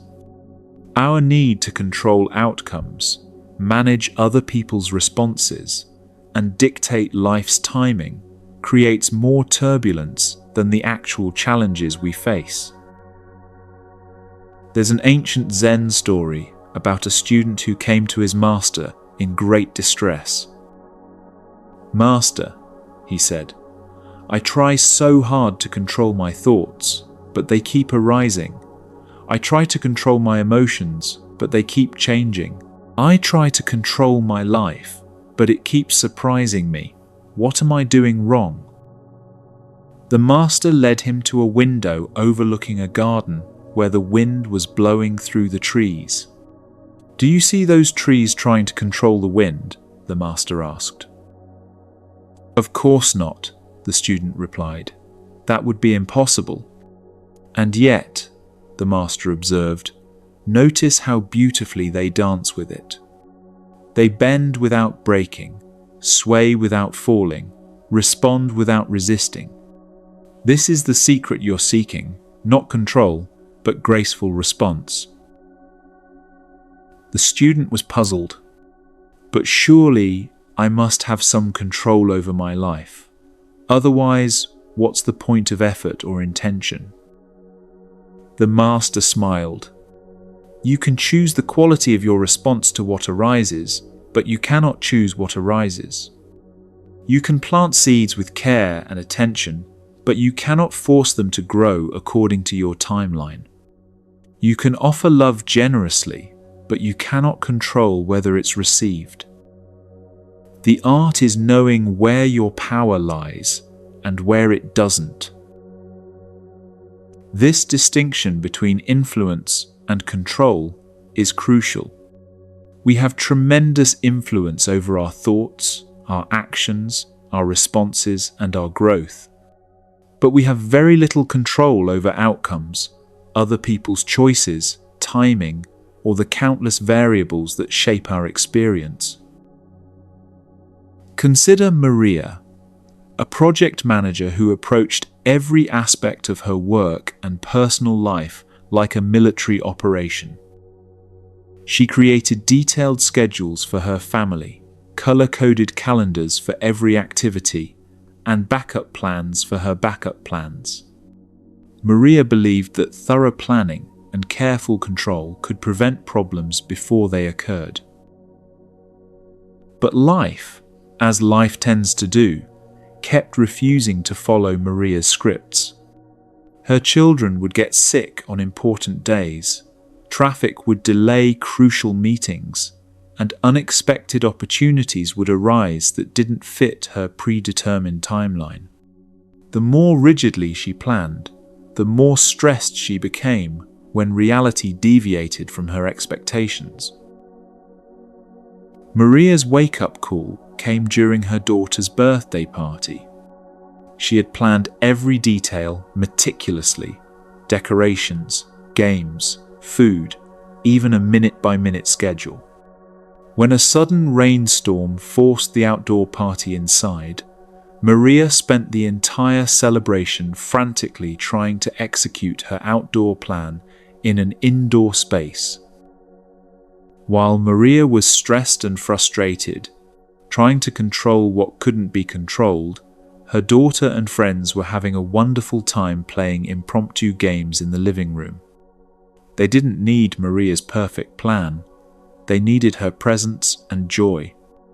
But Maria was too busy fighting reality to be present for the reality that was actually unfolding.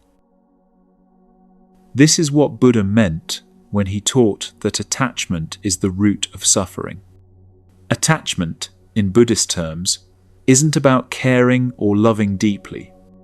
It's about clinging to specific outcomes, demanding that life conform to our expectations, and suffering when it doesn't. There's another Zen teaching story about a farmer who was so determined to grow the perfect crop that he would go out every night and tug on his seedlings to make them grow faster. Each morning, he would find his plants wilted and damaged. He couldn't understand why his intense care was killing what he loved most. A wise neighbor finally told him, "Your plants don't need your force, they need your faith. Plant good seeds, provide good conditions, and trust the process. Growth has its own timing that your worry cannot accelerate." This story illustrates the profound difference between effort and force, between care and control. Effort and care work with natural processes and timing. Force and control work against them. One nurtures growth, the other stunts it. But why do we grasp for control so desperately? Buddha taught that behind every need to control lies fear. Fear of loss, fear of pain, fear of uncertainty, fear of not being enough. Control feels like protection, like armor against a world that can surprise and hurt us. The paradox is that the armor becomes the prison. The more we try to control our experience, the more limited and rigid our experience becomes. We miss opportunities because they don't match our plans. We strain relationships because people don't follow our scripts. We exhaust ourselves fighting against the natural flow of change and uncertainty. There's a classic Zen story about a tea master who was obsessed with creating the perfect tea ceremony. Every movement had to be precise, every gesture flawless, every detail controlled to perfection. He practiced for years, memorizing every step, anticipating every possible variation. One day, a renowned Zen master came to observe his ceremony. The tea master was so nervous about performing perfectly that his hands shook as he prepared the tea. He spilled water, fumbled with the implements, and became increasingly agitated as each mistake compounded his anxiety. When the ceremony was over, the tea master hung his head in shame. "Forgive me, master. I have dishonored the way of tea with my clumsiness." The Zen master smiled gently. "My dear friend, that was the most beautiful tea ceremony I have ever witnessed." The tea master was confused. "But master, everything went wrong. I made so many mistakes." "Yes," the Zen master replied, "and in making those mistakes, you finally stopped trying to control the ceremony and allowed it to happen naturally. Your spilled water became part of the ritual's beauty. Your trembling hands showed the vulnerability that makes tea ceremony sacred. When you stopped forcing perfection, true perfection emerged." This story illustrates the profound truth that our attempts to control often prevent the very beauty and authenticity we're seeking. Perfection isn't found in controlling every variable. It's found in responding gracefully to whatever arises. Another Zen teaching tells of a master calligrapher who spent decades perfecting his brushstrokes. He could write the most elegant characters with precise, controlled movements. But his work, while technically perfect, lacked life and spontaneity. One day, while rushing to complete a commission, the master accidentally knocked over his inkstone. As ink splattered across his paper, instead of starting over in frustration, something inside him shifted. He began incorporating the accidental ink blots into his calligraphy, letting spontaneity guide his brush. The result was the most vibrant, alive piece of art he had ever created. The controlled perfection of his previous work had been beautiful, but this piece had something his technical skill alone could never achieve: authentic expression flowing through him rather than being forced by him. When asked about this transformation, the master said, "For years, I tried to control my brush. Only when I learned to let my brush control me did true artistry emerge. I discovered that the greatest beauty comes not from perfect control, but from perfect trust." This is what Buddha called the middle way, the path between forcing and giving up, between over-effort and under-effort. It's the sweet spot where we take appropriate action while remaining unattached to specific outcomes. Buddha said, "Attachment is the origin, the root of suffering, hence it is the cause of suffering." Well, is the cause of suffering, but he also taught that we can care deeply without being attached, love fully without being possessive, work diligently without being enslaved by results. Consider the difference between a helicopter parent and a wise gardener parent. The helicopter parent tries to control every aspect of their child's experience, hovering, managing, preventing all difficulties and failures. They exhaust themselves and often create anxious, dependent children who haven't learned to navigate challenges independently. The gardener parent provides love, structure, and guidance, then trusts their child's natural development. They're available for support when needed, but don't try to control outcomes. They understand that children, like plants, have their own timing and wisdom for growth. The result is often more confident, resilient children who trust their own abilities. The key is distinguishing between what's yours to do and what belongs to life itself. You can control your effort, but not its results. You can control your response, but not what you're responding to. You can control your preparation, but not the outcome of what you're preparing for. Let's explore some practical ways to build faith while releasing the illusion of control. First, practice the sphere of influence exercise. Draw 3 circles on a piece of paper. In the smallest circle, write things you can directly control: your thoughts, words, actions, and responses. In the middle circle, write things you can influence but not control: your relationships, your work environment, your health habits.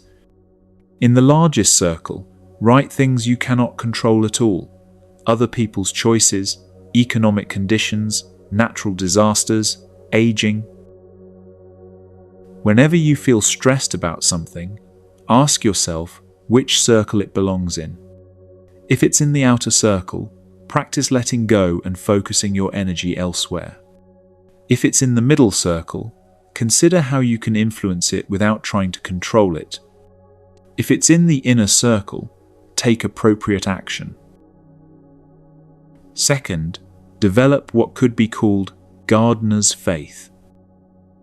A gardener plants seeds, waters them, provides good soil and adequate light, then trusts the process of growth. She doesn't dig up the seeds every day to check their progress. She doesn't try to force flowers to bloom before their time. She does her part and trusts nature to do its part. Apply this same principle to areas where you've been over-controlling. In relationships, offer love and support without demanding specific responses. In work, give your best effort without attachment to particular outcomes. In parenting, provide guidance and structure while trusting your children's natural development. Third, practice the open hand meditation.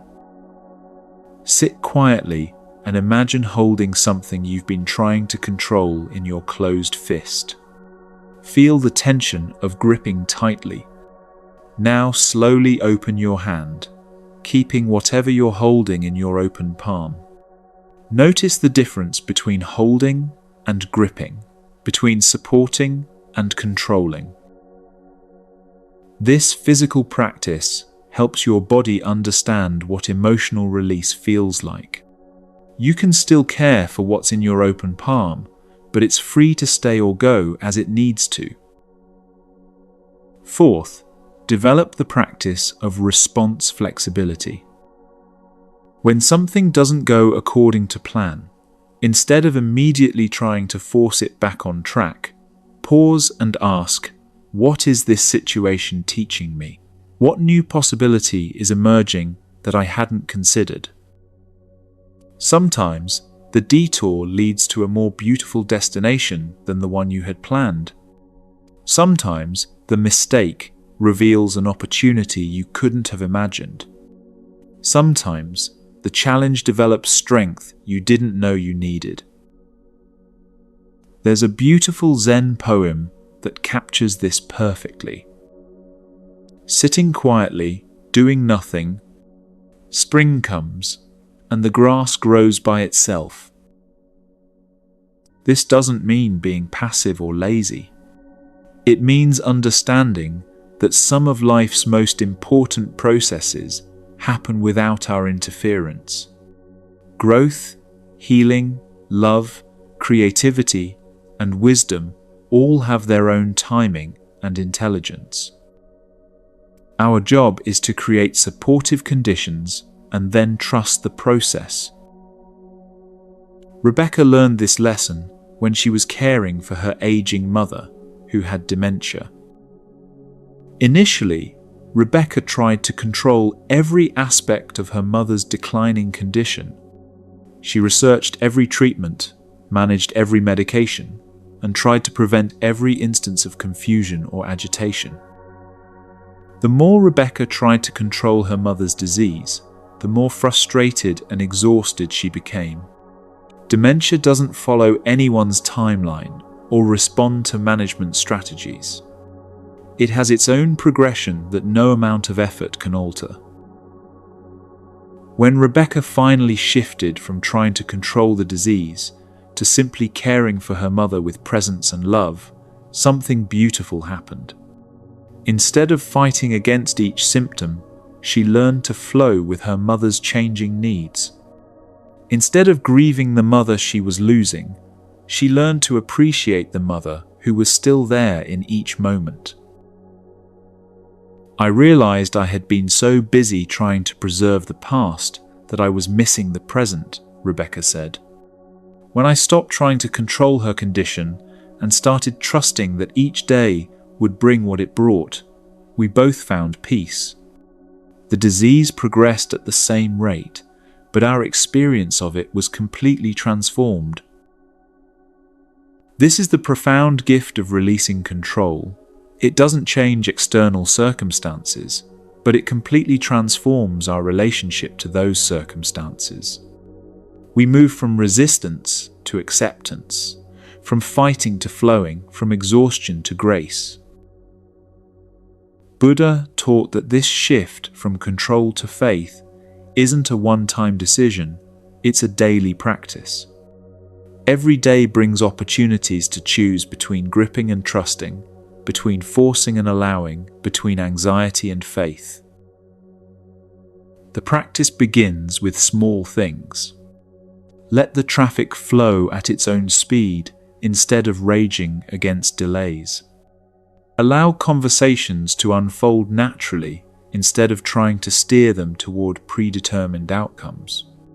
Trust that your children will learn from their mistakes instead of trying to prevent all difficulties.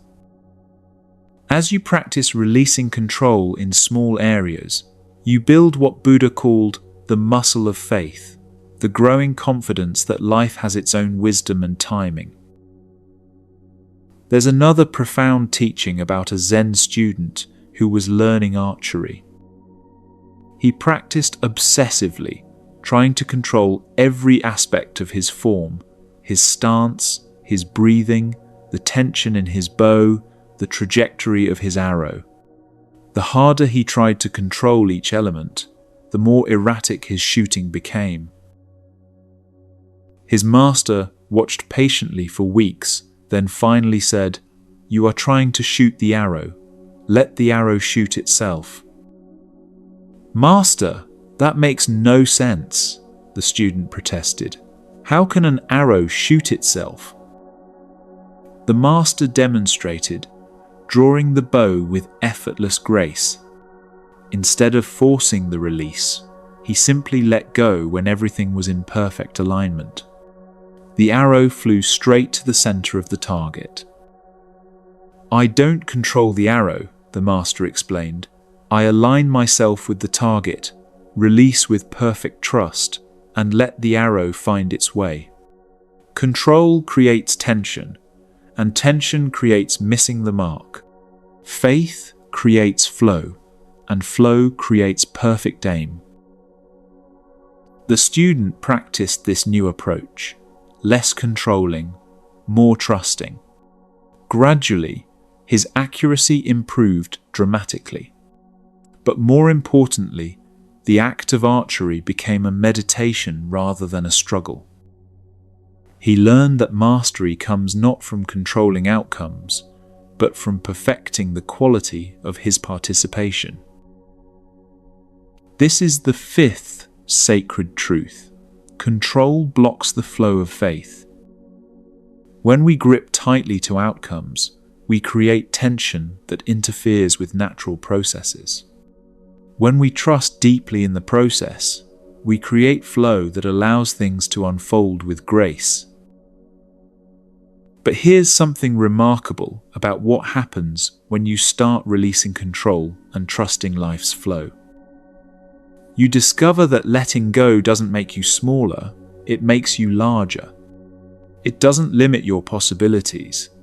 It expands them beyond what your controlling mind could have imagined. And that expansion is what we'll explore next.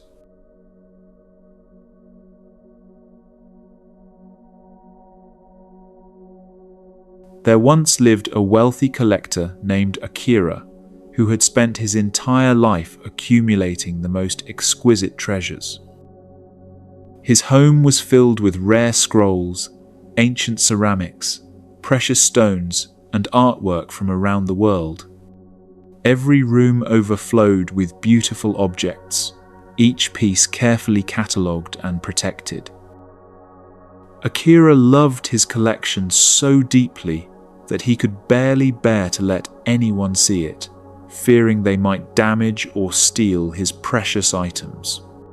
He installed elaborate security systems, climate controls, and protective cases for everything he owned. His life revolved around maintaining, organizing, and guarding his treasures. One day, an old monk came to Akira's door carrying a simple wooden box. "I have something beautiful to share with you," the monk said gently, "a gift that has brought joy to many." Akira looked around his crowded rooms and shook his head. "I have no space for anything new. Every surface is occupied, every corner is full. Perhaps you should offer your gift to someone who has room for it." The monk smiled sadly. "That is exactly the problem, my friend. You have filled your life so completely with things you already possess that there is no space for anything new to enter. You have become a prisoner of your own abundance. But these are precious things, Akira protested. I've worked my whole life to acquire them. I cannot simply give them away. The monk set down his wooden box and opened it. Inside was nothing but empty space. This, he said, is the most precious thing I own. It is space for whatever wants to come. Room for surprise, possibility, growth, and new beauty. Your collections are magnificent, but they have consumed all your space for wonder. Akira stared at the empty box, suddenly understanding. His obsession with preserving what he had accumulated had closed him off to everything he might discover. His care had become a cage, his love had become limitation. This story captures one of Buddhism's most profound insights. The things we grip most tightly are often the very things that prevent us from growing. Our fears, disguised as care and protection, shrink our world until we're living in a beautiful prison of our own making. Think about how worry works in your own life. When you're consumed with anxiety about losing your job, how much mental space do you have for exploring new opportunities? When you're obsessing about a relationship problem, how much energy do you have available for actually nurturing that relationship? When you're focused on protecting what you have, how much room is there for discovering what you might become? Worry has a peculiar quality. It feels productive while being completely unproductive. It gives us the illusion that we're doing something important while actually preventing us from doing anything useful. Like Akira's security systems, our anxious thoughts create the feeling of protection while actually creating isolation. Buddha observed this pattern with remarkable clarity. He saw that human beings often mistake clinging for caring, hoarding for security, and control for love. But true care, real security, and genuine love all require space. Space for growth, change, surprise, and the unknown. There's an ancient Zen story about a student who came to his master carrying a heavy bag filled with all his worldly possessions. "Master," he said, "I want to learn wisdom, but I cannot let go of my things. They represent my security, my identity, my life's work." The master invited him to sit by a window overlooking a garden. "Do you see that tree?" the master asked, pointing to a magnificent oak. "Yes," the student replied. "It's beautiful and strong." "That tree grows new leaves every spring," the master observed. "But first, it must let go of all its old leaves in autumn. If it clung to last year's leaves, there would be no room for new growth. The tree trusts that letting go creates space for what wants to emerge." The student looked confused. "But master, my possessions are not like leaves. They won't grow back if I release them." The master smiled. "You're right, your possessions won't grow back. But something far more precious will emerge. The space for new experiences, relationships, insights, and possibilities that cannot enter a life already completely filled." This doesn't mean we should recklessly discard everything we value. It means examining what we're holding onto and asking whether our grip is serving us or limiting us. Are we caring for what matters, or are we so busy protecting what we have that we've forgotten how to live? Consider Elena, a talented artist who had spent years developing a particular painting style that brought her modest success. She had developed a recognizable technique built a small following, and created a comfortable routine around her artistic practice. But over time, Elena noticed her excitement about painting was diminishing. Deep down, Elena felt called to explore new forms of expression, mixed media, sculpture, even digital art. But every time she considered experimenting, fear would arise. What if the new work wasn't as good as her paintings? What if her followers didn't understand her evolution? What if she lost the modest income her current style provided? So, Elena kept painting in the same way, year after year, protecting her established identity as an artist, while slowly losing her connection to the creative fire that had originally inspired her. She had become like Akira in his treasure-filled house, so focused on preserving what she had created that she had no space for what wanted to be created through her. Elena's breakthrough came during a conversation with a child at an art exhibition. The child looked at one of Elena's paintings and asked innocently, "Why do you always paint the same way? Don't you want to try something different?" That simple question pierced through years of careful self-protection. Elena realized she had been clinging to her artistic identity so tightly that she had stopped growing as an artist. Her fear of losing what she had achieved was preventing her from discovering what she might achieve. With tremendous courage, Elena began experimenting with new forms and materials. Some of her attempts failed spectacularly. Some followers were confused by her evolution. She did experience temporary financial uncertainty, but in letting go of her need to be the painter Elena, she discovered she could become simply Elena, the creative being, free to explore whatever called to her. I realized I had been living in a very small version of myself, Elena reflected. Not because the world was limiting me, but because I was limiting myself out of fear of losing what I already had. When I finally let go of that fear, I discovered there was so much more available to me than I had ever imagined.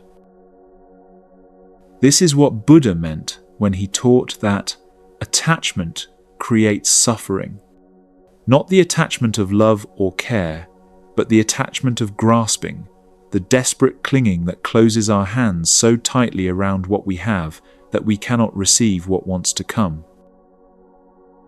There's another Zen teaching story about a monkey who discovered a jar with a narrow neck filled with nuts. The monkey could easily reach through the opening and grab a handful of nuts, but when his fist was full, it was too large to withdraw from the jar. The monkey could have simply let go of some nuts and freed his hand, but he was so focused on what he had grasped that he couldn't see the simple solution. Hunters knew about this behavior and used it to catch monkeys. They would tie the jars to trees and wait. The monkeys would literally trap themselves through their own grasping, unwilling to release what they held even to gain their freedom.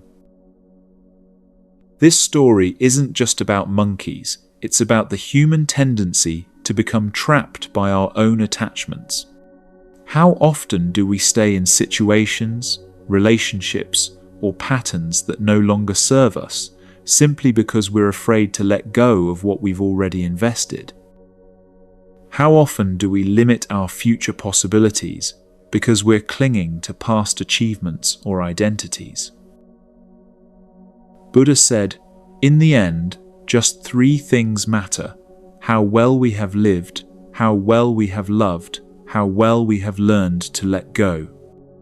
This quote reveals the profound connection between letting go and fully living. It's not about becoming detached or indifferent. It's about creating space for life to flow through us more completely. The paradox is that the more we try to hold on to life, the less alive we become. The more we try to control love, the less love we experience. The more we try to preserve our identity, the less authentic we become.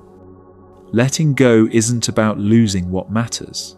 It's about making space for what matters to flourish. Marcus learned this when he was promoted to a leadership position at his company. For years, he had been an individual contributor, pride in his personal expertise and autonomous work style. But his new role required him to guide teams, delegate responsibilities, and trust other people's capabilities. Initially, Marcus tried to maintain his old way of working while taking on new responsibilities. He would delegate tasks, but then micromanage their execution. He would attend team meetings, but still try to be the expert on every topic. He would encourage collaboration while secretly believing he could do most things better himself. The result was exhaustion for Marcus and frustration for his team. He was trying to hold onto his old identity as an individual expert while simultaneously trying to embrace his new role as a leader. Like the monkey, with its fist in the jar, Marcus was trapped by his own grasping. Marcus's transformation began when he realized he had to choose. He could either be the smartest person in the room, or he could be an effective leader, but he couldn't be both. Letting go of his need to be the expert created space for him to become something more valuable, someone who helped others become experts. It was terrifying to release my grip on being right about everything, Marcus said. But when I finally made space for other people's expertise, I discovered that leadership wasn't about having all the answers. It was about asking better questions and creating conditions for other people to shine. This transformation didn't happen overnight. It required Marcus to practice what could be called sacred letting go, the conscious release of identities, expectations, and patterns that had served him in the past, but were limiting him in the present. Let's explore some practical rituals for this kind of conscious letting go. First, practice the empty cup ritual. Each morning, hold an empty cup in your hands and reflect on this Zen teaching. A cup is most useful when it is empty. Ask yourself, what am I filling myself with that prevents me from receiving what this day wants to offer? What opinions, expectations, or fears am I carrying that limit my openness to new experiences? Second, develop a weekly inventory of grip. Set aside time to honestly examine what you're holding on to that might be limiting your growth. Are you clinging to a particular image of yourself that prevents you from evolving? Are you holding on to resentments that block new relationships? Are you grasping after outcomes so tightly that you're missing opportunities? Third, practice conscious release through physical rituals. Write down something you're ready to let go of on a piece of paper, then mindfully burn it or bury it in the earth. As you do so, say, I release this with gratitude for how it has served me, and I create space for what wants to emerge. This isn't about forcing yourself to let go of everything. It's about distinguishing between healthy attachment and limiting grasping. You can deeply value your relationships without possessing the people you love. You can care about your work without being enslaved by outcomes. You can honor your past without being imprisoned by it. There's a beautiful Zen poem that captures this balance. Hold everything lightly, including your opinions about holding everything lightly. The tighter you grasp, the more slips through your fingers. The more gently you hold, the more securely it rests in your care. This poem points to something profound. True security doesn't come from gripping tightly, but from developing the confidence that you can handle whatever comes. True love doesn't come from possessing others, but from creating space for them to be authentically themselves.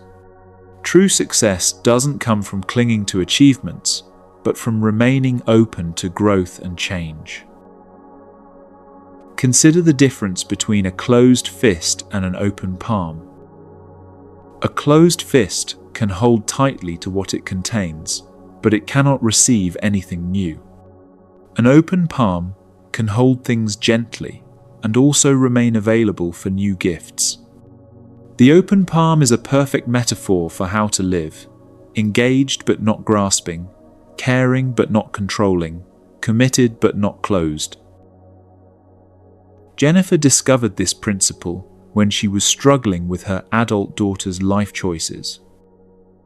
Jennifer had very clear ideas about the career path, relationship choices, and lifestyle that would bring her daughter happiness. She would offer helpful suggestions, forward relevant job postings, and express concern about decisions she disagreed with. But the more Jennifer tried to guide her daughter's life, the more distance grew between them. Her daughter began sharing less, visiting less, and seemed to be making choices that directly opposed Jennifer's advice. Jennifer's love, expressed through attempts to control, was pushing away the person she loved most. The breakthrough came when Jennifer attended a meditation retreat focused on letting go.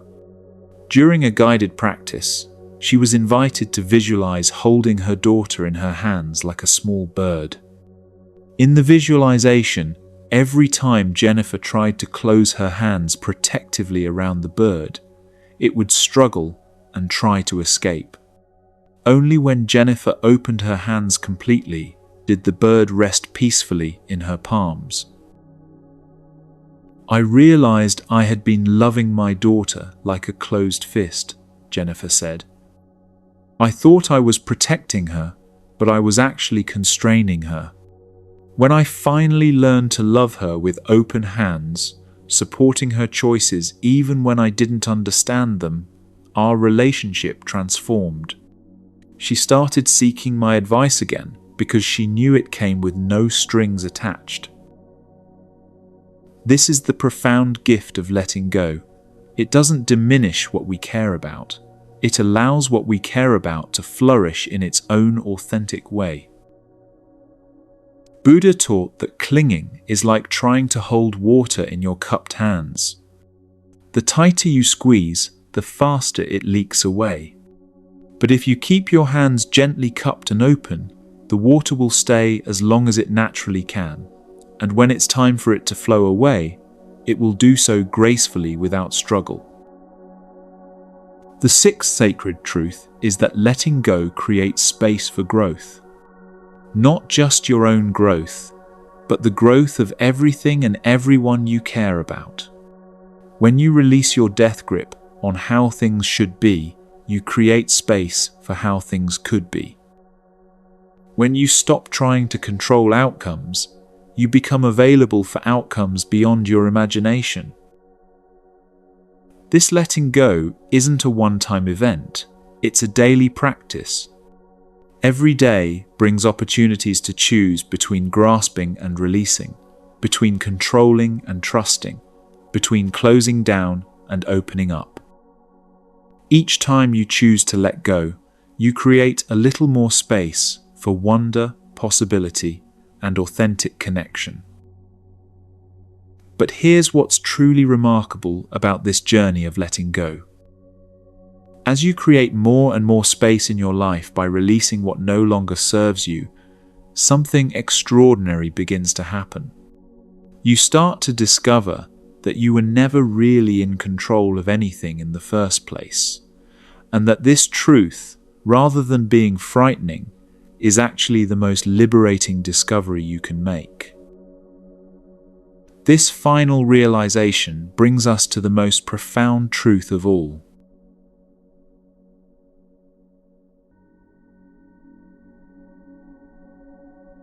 There was once a world-renowned conductor named Maestro Yamamoto who had spent 40 years perfecting the art of orchestral control.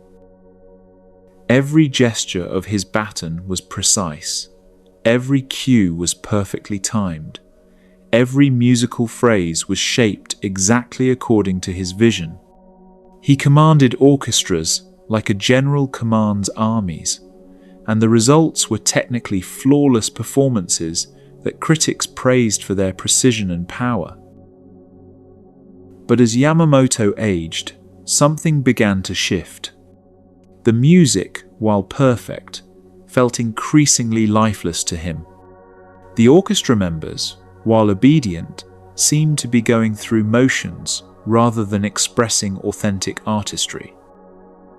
The performances were correct, but they lacked the spontaneous magic that transforms notes on a page into transcendent experience. One evening, during a rehearsal of Beethoven's Ninth Symphony, Yamamoto suddenly felt dizzy and had to sit down. As he rested in his chair, unable to conduct, something extraordinary happened. The orchestra, which had played this piece hundreds of times under his direction, continued playing without him. But they weren't just continuing, they were transforming. Without his controlling gestures, the musicians began to listen more deeply to each other. The violinists started responding organically to the cellos, the horns began breathing with the woodwinds, and the entire orchestra became a single living organism, creating music together. Yamamoto sat in stunned silence as the most beautiful performance of Beethoven's Ninth he had ever heard unfolded before him. The music had an aliveness, a spontaneity, a collaborative magic that his years of precise control had never achieved. In that moment, he realized he had been conducting the orchestra when what was needed was to let the orchestra conduct itself. When the movement ended, Yamamoto stood slowly and addressed his musicians. "For 40 years," he said quietly, "I have been trying to make you play beautifully. Tonight I discovered that you already know how to play beautifully. My job is not to control your music. It's to create space for your music to emerge." From that night forward, Yamamoto's conducting style transformed completely. Instead of dictating every nuance, he learned to feel the orchestra's natural rhythm and support it. Instead of imposing his will, he began drawing out the collective genius of the musicians. His performances became legendary, not for their control, but for their alive, unpredictable beauty. This story perfectly captures the final and most profound truth we've been building toward throughout this journey together. Life flows most beautifully when you learn to step aside, not from responsibility or engagement, but from the exhausting effort of trying to control what was never yours to control in the first place.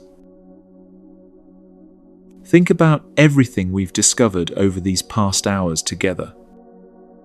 We learned that fear is a seed, and you get to choose what grows in the garden of your mind. We explored how true strength lives not in rigid resistance, but in flexible response. We saw that anxiety exists only in tomorrow, while peace is available right now. We realized that most of the storms we prepare for never actually arrive. We discovered that control blocks faith, and that letting go creates space for growth. All of these truths point to this final understanding. You are not the conductor of life's orchestra. You are both a musician within it and a listener to its unfolding symphony. Your role is not to control the music, but to play your part with presence, authenticity, and trust in the larger harmony.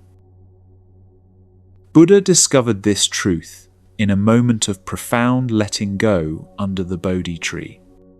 After years of extreme practices, desperate seeking, and intense effort to achieve enlightenment, he finally stopped trying.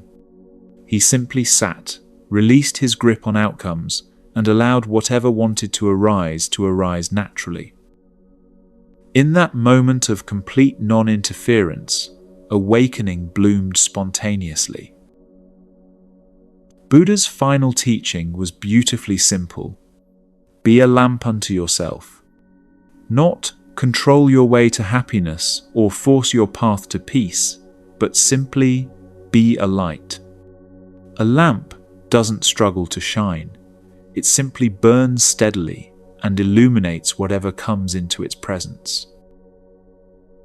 This is the art of what Taoists call Wu Wei, action through non-action, power through yielding, accomplishment through alignment with natural flow rather than opposition to it.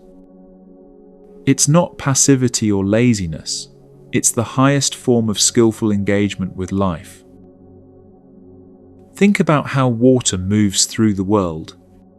It doesn't fight gravity, it partners with it. It doesn't argue with rocks, it finds creative ways around, over, or through them. It doesn't resist its own nature, it flows downhill, seeks its level, and shapes itself to whatever container it finds. Yet over time, water carves the Grand Canyon, nourishes all life, and shapes the very geography of the planet. You have this same power within you, the power to shape your world not through force, but through consistent, patient, trust-filled engagement with what's actually here. Consider how this applies to the challenges you're facing right now. That difficult relationship you've been trying to fix through effort and willpower, what would happen if you stopped trying to change the other person and simply became more authentically yourself? That career situation you've been forcing and controlling, what would emerge if you did your best work and then trusted the process of recognition and opportunity? That anxiety you've been fighting so hard, what would shift if you stopped resisting it and simply allowed it to be there while you focused on the present moment? Maria discovered this when she finally stopped trying to manufacture her teenage son's success. For years, she had managed every aspect of his academic life, checking his homework, communicating with teachers, arranging tutoring, and constantly monitoring his progress. The more she managed, the more passive and resentful he became. When Maria finally stepped back from controlling his education and simply made herself available for support when he asked for it, something remarkable happened. Her son, no longer rebelling against her management, began taking ownership of his own learning. His grades didn't immediately improve, but his engagement with life did. He started asking thoughtful questions, exploring subjects that interested him, and developing the internal motivation that no amount of external management could have created. I realized I had been trying so hard to help him succeed that I was preventing him from learning how to succeed on his own, Maria reflected. When I stopped interfering with his natural learning process, his authentic capabilities finally had space to emerge. This is the paradox at the heart of all wisdom traditions. The more you try to force life into your preferred shape, the more it resists your efforts. The more you trust life's own intelligence and work with its natural patterns, the more it supports your deepest intentions. Another profound example comes from Robert, a small business owner who had been struggling for years to grow his company through aggressive marketing, competitive pricing, and constant hustle. He was working 18-hour days, barely spending time with his family, and watching his health decline while his business remained stagnant. Robert's transformation began when a mentor asked him a simple question: what if, instead of chasing customers, you became the kind of business that customers naturally want to find? This question shifted everything. Instead of forcing growth, Robert began focusing on creating genuine value for the customers he already served. Instead of competing on price, he started competing on care and quality. Instead of rushing toward arbitrary targets, he began moving at a pace that allowed for excellence and sustainability. The results were remarkable. As Robert's business became more authentic and less desperate, customers began referring others organically. As he stopped chasing every opportunity and focused on doing fewer things exceptionally well, his reputation grew. As he created a healthier work-life balance, he brought more creativity and energy to his business decisions. I discovered that my business didn't need me to push it toward success, Robert said. It needed me to create the conditions where success could grow naturally. The difference is subtle but life-changing. One approach exhausted me while keeping me stuck. The other energized me while creating sustainable growth. This is what Buddha meant by his teaching on non-interference. It's not about becoming inactive or indifferent. It's about learning to distinguish between helpful action and counterproductive interference. It's about understanding when to act and when to allow, when to speak and when to listen, when to guide and when to trust. The Buddha taught that much of human suffering comes from what he called the wanting mind, the part of us that constantly demands that this moment be different from what it is. We want the traffic to move faster, other people to behave differently, our feelings to be more comfortable, our circumstances to be more convenient. This constant pushing against reality creates a friction that exhausts us without improving anything. But when you learn to work with reality instead of against it, when you step aside from the ego's demand to control everything and allow life's intelligence to express itself through you, something magical happens. You discover that there's a current of aliveness flowing through every situation, and your job is not to create that current, but to align yourself with it. Here are some practical ways to cultivate this alignment in your daily life. First, develop what could be called situational awareness, the ability to read the energy and natural rhythm of whatever you're engaged with. Before jumping into action, pause and ask, what is the natural timing here? What wants to emerge? How can I support what's already trying to happen rather than forcing something that isn't ready? Second, practice the art of responsive presence. Instead of entering situations with a predetermined agenda, enter with awareness and availability. Listen more than you speak. Feel into what's needed before deciding what to do. Let your actions arise from genuine response to what you sense, rather than from anxiety or habit. Third, cultivate trust in the process of unfolding. This doesn't mean being passive or abandoning responsibility.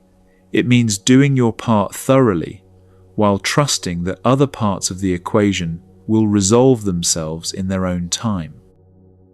Plant good seeds, water them consistently, and trust the mysterious process of growth. Fourth, learn to recognize the difference between resistance and natural boundaries. When something isn't working, despite good faith effort, it might not need more force, it might need different timing, a different approach, or the wisdom to let it go entirely. Sometimes, the most powerful action is the decision not to act. There's a beautiful Zen story that illustrates this perfectly. A student asked his master, "What is the way?" The master replied, "When you are hungry, eat. When you are tired, rest. When you are walking, just walk." The student was confused. "But master, everyone does those things. What's so special about it?" The master smiled. "When most people eat, they are thinking about work. When they rest, they are worrying about tomorrow. When they walk, they are planning their destination. Very few people are ever fully where they are, doing what they're doing with complete presence. This complete presence is the way. This is the essence of stepping aside, not stepping away from life, but stepping aside from the mental commentary and controlling effort that prevents you from being fully alive. When you're having a conversation, just have the conversation. When you're working, just work. When you're loving, just love. When you're resting, just rest. This simple presence is more powerful than all your strategies and worries combined. Consider how this applies to parenting. The parent who steps aside from the need to control their child's every experience creates space for the child to develop their own judgment, resilience, and authentic self. This doesn't mean neglecting parental responsibilities. It means fulfilling them with trust rather than anxiety. Or consider how this applies to creativity. The writer who steps aside from the need to control every word often finds that the most beautiful phrases flow through them rather than from them. The artist who trusts the creative process often produces work that surprises even themselves with its depth and authenticity. Even in leadership, those who step aside from the ego's need to be right about everything often find that their teams become more innovative, engaged, and effective. They discover that their job is not to have all the answers, but to create conditions where good answers can emerge from the collective wisdom of the group. This is what Buddha ultimately discovered. You are not separate from life, fighting against it or trying to control it from the outside. You are life expressing itself in this particular form, in this particular moment. When you align with this truth, when you stop interfering with your own natural wisdom and allow it to flow through you, everything becomes both simpler and more miraculous. The 7 sacred truths we've explored together are not just concepts to understand, they're invitations to a completely different way of being in the world. A way of being that's more relaxed yet more effective, more trusting yet more skillful, more open yet more grounded. As you prepare to re-enter your daily life, carrying these insights with you, remember that transformation happens gradually. You don't need to change everything at once. You don't need to become perfectly enlightened by tomorrow. You simply need to remember, moment by moment, that you have choices about where to place your attention and how to respond to what arises. Each time you notice fear arising, you can remember that you're the gardener of your mind and choose what to water. Each time you feel the urge to force or control, you can remember the wisdom of bamboo and find strength in flexibility. Each time anxiety pulls you into tomorrow, you can remember that peace lives only in the present moment. Each time you start preparing for storms that will probably never arrive, you can gently redirect your energy toward what's actually here. Each time you feel the grip of control, you can remember that faith creates space for better outcomes than you could have forced. Each time you notice yourself clinging, you can practice letting go to create space for growth. And each time you feel overwhelmed by the effort of managing your life, you can remember that the most beautiful music happens when you step aside and let life conduct itself through you. This is not a destination you arrive at once and then remain forever. It's a practice you return to again and again, each time with deeper understanding and greater ease. Every moment offers a fresh opportunity to choose flow over force, trust over control, presence over anxiety. Buddha's final words before he died were, "Work out your salvation with diligence." Not force your way to happiness or control your path to peace, but simply work diligently. Work with patience, with kindness toward yourself, with trust in the process of gradual awakening. You have everything you need within you right now. Not everything you want, not everything you think you should have, but everything you truly need to take the next step, to respond with wisdom to this moment, to trust the flow of your own unfolding life. As you carry these teachings forward, remember that you're not alone in this practice. Somewhere in the world, at this very moment, someone else is choosing to plant seeds of peace instead of fear. Someone else is learning to bend without breaking. Someone else is returning their attention to the present moment.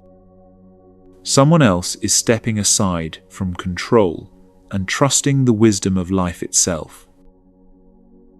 You are part of a great awakening that happens one person at a time, one moment at a time, one choice at a time.